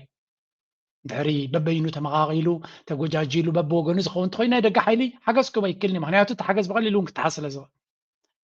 ብሓደ ሓቢሩ ኦርጋናይዝ ዝኾነ ፖለቲካውን ወታደራውን ግንባር ምስ ቆመ ግን ናይ ደገ ሓይሊ ሽዑ ክሕግዞ ይኽእል ቢካዝ ናው ኢትስ ቢካሚንግ አ ሲሪየስ ኦርጋናይዜሽን ስለዚ ሓንቲ ደርፍላ ናይ መንግስቲ ሰማይ የዋርሶ ባህር ደራፋይ ናይ ኤርትራ ዶክተር በረኸት መንግስታብ ወያነ እንዲደሪፍዋ ግን ብልፅግና በዓልካ ዝፀመቕካዮ ዕረ ጉሶም መንበር ሕጂ ናበይ ድሕር የገለ ትብል ደርፊ ነይራ ካልእ ግዜ ከምፃልኩም እየ ኤግዛክትሊ በዓልኩም ዝኣንጎትኩም ሓዊ እዚ ሕጂ ተገምቲሉ መፂኩም ኣሎ እዚ ንፋኖ ሓያል ግንባር ስለ ዝኾነ ማንም ክሕግዞ እዩ ምክንያቱ ፀላእትኩም ክንድተን ፀጉርካየን ዝኾና ኣብ ቀርኒ ኣፍሪካ ኩሉ ፀላኢኹም ገይርኩም እዮም ኣብ ውሽጢ ዓዲ ኩሉ ፀላኢኹም ገይርኩም እዮም ስለዚ እታ በዓልኩም ፀመቕኩም ማዕረ ሕጂ ጉሰምዋ ድሕርሕር ካየለን ዝም ብሎ የምርጫ ጉዳይ አይደለም ከሻዕቢያ ጋር እንሰራለን የምርጫ ጉዳይ አይደለም ከግብጽ ጋር ከወያኔ ጋር እንሰራለን ያለው ሁኔታ ኮንዲሽኑ ያሉበት ሁኔታ ነባራዊ ሁኔታው አስገድዷቸው ነው እዛ ሄዱት እንጂ ሲጀምሩ ያ ምርጫ አልነበራቸው በእኔ ግምት ለሻዕቢያ ታዛዥኑም ወደ ወያኔኑም ነው አለ ጀመሩ ከውስጥ ያለው ድክመት ወደ ውጭ እንዲመለከቱ አድርጓቸዋል የሚለው ቴዎሬቲካል ፍሬምወርክ ይቀጥላሉ። ያኔ እኮ ገና ተጀምሩ ራሱ ይሄ ሐሳብን የፈለፈለው የወያኔ ሐሳብ ነው ብሎ ብዙ ሰዎች ሲችል የሚያቀርቡ በተለይ በመንግስት በኩል ደጋፊ ሰዎች የሚያቀርቡ ሰዎች ነበሩ። ከዛም አልፎ እንዳውም ያደራጃቸው ሻዕቢያ ነው ሲባል ነበር። አሁን ነው ጨንቃቸው ነው ወደ ወያኔ ያዩት። አሁን ኖ እጂ እንታይ ድብል ዘሎ ተሓቂ ደይ ንነግረኩም እንታይ ኮለ ለበለኩም ፋኖ ሻዕቢያ ይጀሚርዎ ኣወል ስዑድ እኮ ነጊርኩም እዩ ፋኖ ሻዕቢያ ሓጊዝዎ ይክጅመር من حتيتو بناي منفقات بناي طفاش ود بشاشا زبلو صاويت بجاخا سراويت اسلطنا لي بجاخا كاف هو حتى احنا نسلو زبلو نفانو سلطينو عقما احيلو كم تادليتكم حسابكم غيركم تخوني اكايداكم حماق سلو زخوني كلهم تمام غنكم زنبرو صناعتكم تغيروا فانو دما غنكم كوينوم تودسوا زنبركم نبعالخا نعود قديمكا مستد واقع أن نزح حق زني الكازا سلف كهزب مسوت تعريقك كتطفو مس مسأ خادمات تذهب كابرتنا بخمل يسوى لو مدما كم كلت عمت ما نمسك حق زوما يكلن يرن تهرير كام مغنياتو ولا حتى حيلون سلا زين برو كتحجزتو عين كاكو درجة أنا حجزت بس حلك لو مجن حدا لساتهم حيلهم كالاي كل سفن فينكم نخول سب استفنفنكم باريانا يتم نتم بملو زوبا زبز زلو سلا زخونكم ابزي وانزي تا غداي تطمطي ما مصياتكم انت تفانو كما معلتنا معلتي نزي مسل نريو دلنا سلطان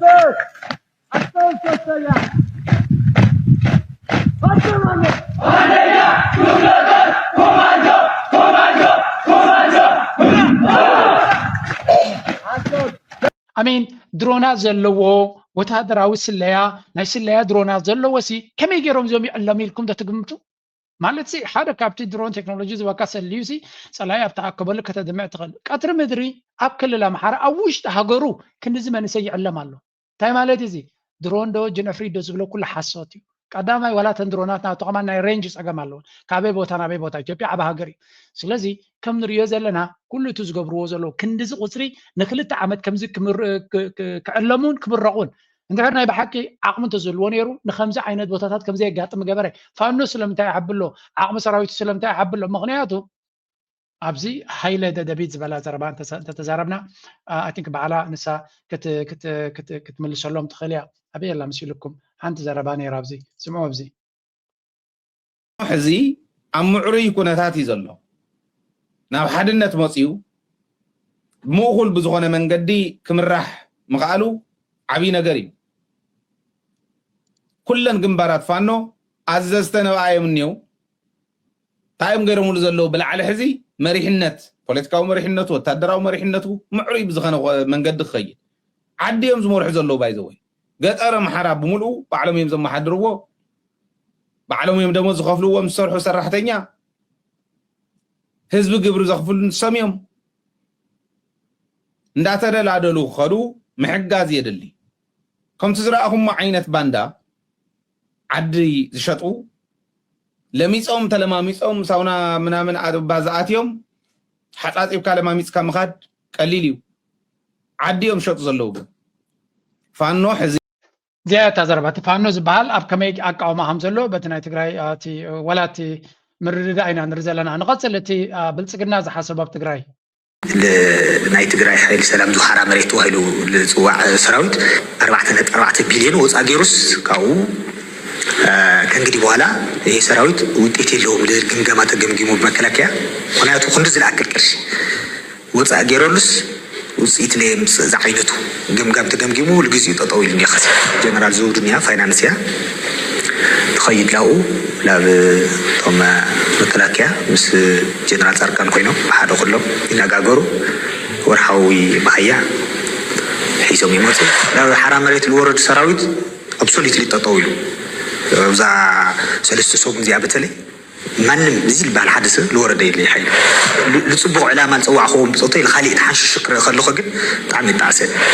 ታይሱ ኢልካ ድንገት ተላዒልካ ንዓእተ ማለት እንታይ ኢና ክንገብርልኒ ኢና ልብል ተወለሊ ግን ፌደራል መንግስቲ ከም ትሪእዎ ዘለኹም እቲ ናይ ትግራይ ፖለቲካ ክሳዕ ክንደይ ከቢድ ምዃኑን እዚ ሓራ መሬት ዝበሃል ዘሎ ድማ ጨምለቕለቕ ኣትዩ ዘለኹም ዝኾነ ግን እቲ ሓራ መሬት ዝበሃል ግን ጠቕላላ ተደምሲሱ እኳ ክንብል ኣይንኽእል ኢና ኣብዚ እውን ኣለኩም ዝጅመር ከሎ ውሕዳት ጀሚሮምዎ ሕዚ ድማ ኣብዚ ደረጃ ዝበፅሕና ንሕና ማለት እዩ ንሶም ድማ እቶም ቆልዑ መጀመርያ ውሕዳት ወፂኦም ዳሕራይ እናወፁ ኣበይ በፂሖም ብዙሓት ኮይኖም ሕዚ ቀጻሊ ዝረአ ነገራት እውን ኣሎ ይተወደአን እሱ እውን ክትርእይዎ ኢኹም ስለዚ ሓቃዊ ዝኾነ ዓላማ ሒዙ ከም ዘሎ ዝሓይሉ እዙይ ናይ ህዝቢ ትግራይ ምዃኑ ንስርዓትን ንሕገ መንግስትን ናይ ህዝብን ጥራሕ ምዃኑ እምበር ናይ ዝኾነ ጉጅለ ዘይምዃኑ እቶም ኣብ ዝሓራ መሬት ሕዚ ወሪዶም ዘለዉ ከም ትርእይዎ ዘለኹም እዚኣቶም እቶም ቅድሚ ሕጂ ሓደ ትግራዋይ ኢልዎም ነይሩ ቀዳሞት ድራር ጥይት ክኾኑ ዝኽእሉ ምዃኖም ኣብዚ ጉዳይ ዝፍሉጥ እዩ ምክንያቱ እቲ ኩናት ከምቲ ኣብ ትግራይ ዝበሃል ዘሎ ድሕሪ ኮይኑ ከቢድ ክኸውን ስለ ዝኸውን ዝቐፀለ ሎሚ እውን ብምዕራብን ምብራቕን ትግራይ ከቢድ ወታደራዊ ወጥርታት ተጸብጺቦም ኣለው ካብ ከተማ መቐለ ንኣንፈት ምብራቕ ናብ ዝርከብ ጎረቤት ክልል ዓፋር ኣብ ልዕሊ ሓይልታት TPF ዝተፈጸመ መጥቃዕቲ እውን ተጸብጺቡሎ ትማሊ ናብ ጸለምቲ ዝኣተወ TPF ምስቲ ኣብቲ ከባቢ ዝርከብ ሰራዊት ምክልኻል ዕጡቓት ኣምሓራን ናብ ግጭት ኣትዮም ልውውጥ ቶክሲ ከም ዝነበረን መስተኻኽር ዓይኒ ካብቲ ከባቢ ገሊፆም ኣለው ሩባተ ከዘ ተሳጊሩ ኣብ ትሕቲ ገበቲ ሓይልታት ኣምሓራን መሻርክቶምን ሰራዊት ምክልኻል ተቆጻጺሮሞ ዝርከቡ ከባቢታት ጸለምቲ ዝኣተው ግንባር ምዕራብ 41 ኮር 113 ምስቶም ሓይልታት ናብ ግጭት ከም ዝኣተወ ፍልፍላት ሓበሬታ ሓቢሮም ኣለው بوغن አዲስ አበባ ተጣባዕት ኃይልታት ዝኾኑ ወገናት ነቲ ኣብ ጸለምቲ ዘጋጠመ ግጭት ዕጡቃት ኃይልታት አቀዲሙ TDF አጥቂዑ በመባል እዩ ኣብ ማህበራዊ መራኸቢታት ጸብጺቦም ዘለው በቲ ዘጋጠመ ጎንጺ ድማ ኣብ ክልቲኦም ወገናት ሰብኣውን ነዋታውን ኪሳራ ከም ዘጋጠሙ እዮም እቶም ፍልፍላት ዝገልጹ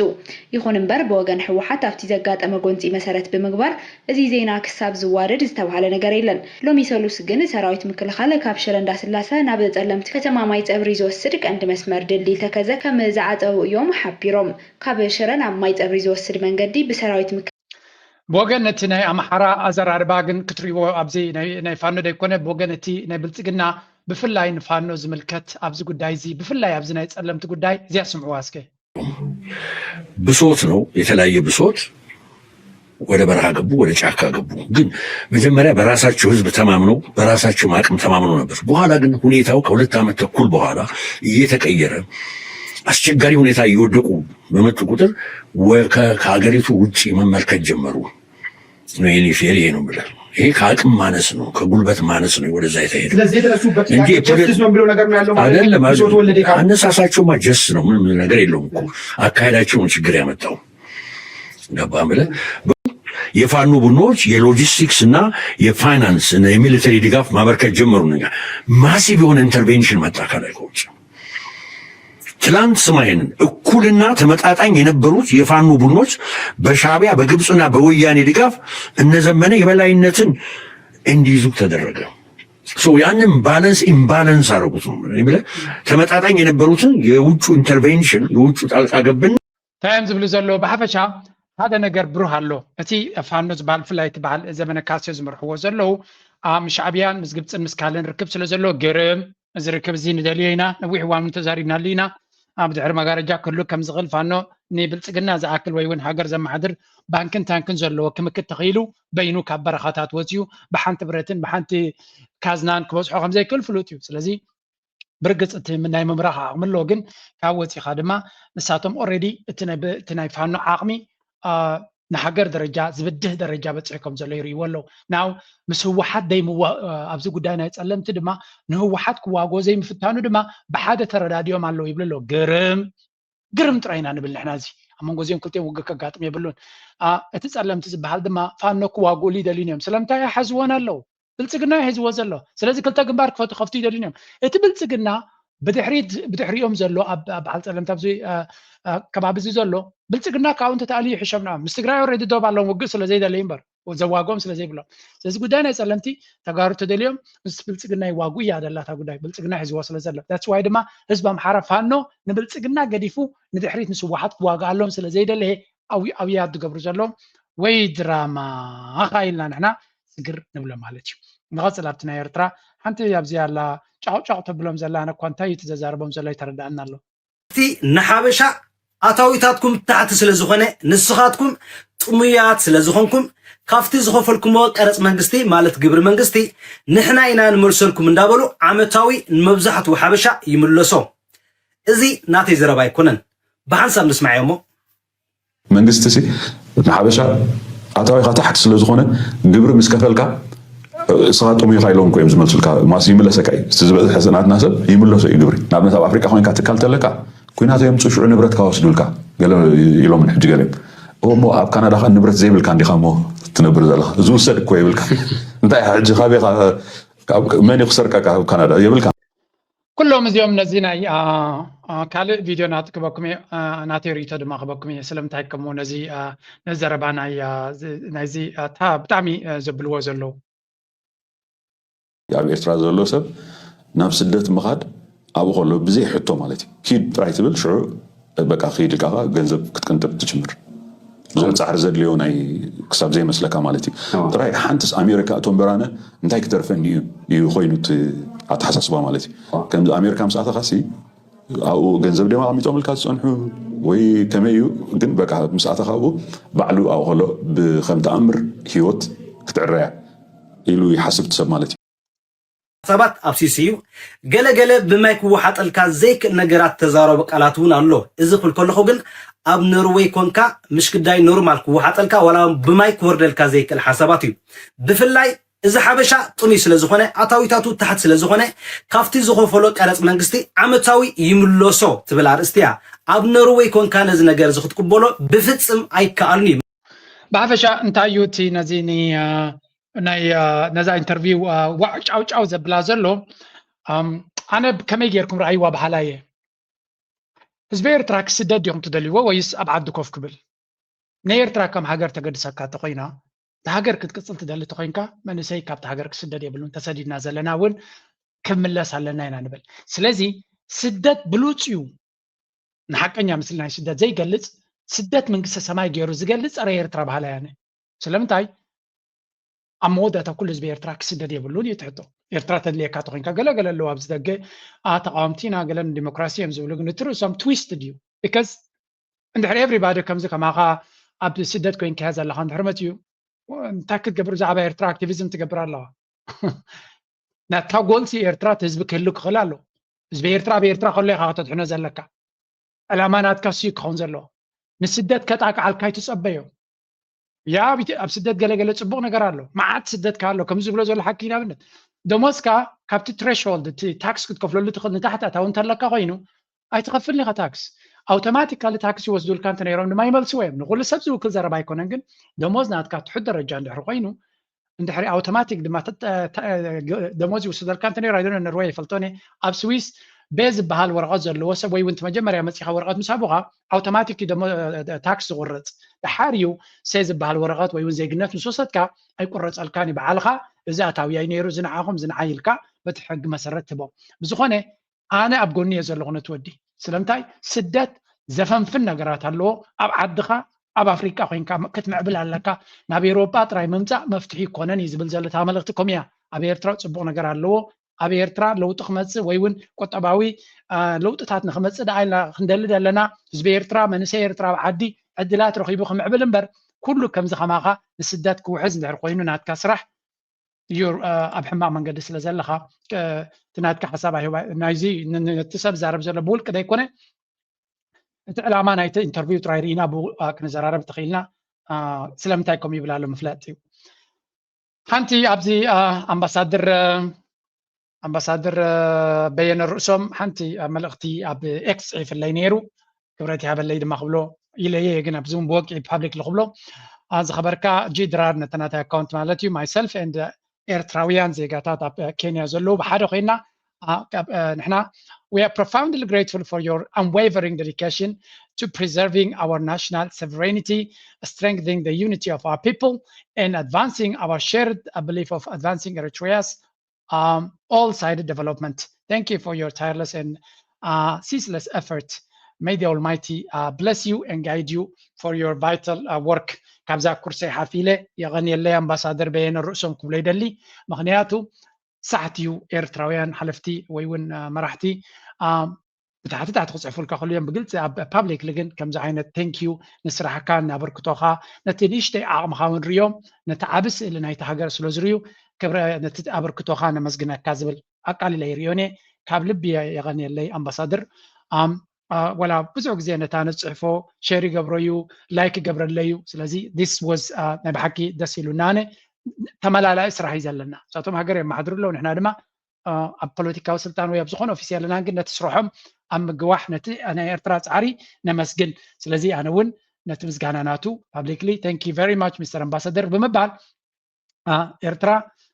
ጉዕዞ መንገዲ ኤርትራ ዝኸደቶ መንገዲ ከቢድ ብዙሕ ብትሕታታትን መሓለኻታትን ዝሰግር ዘላ ሃገር እያ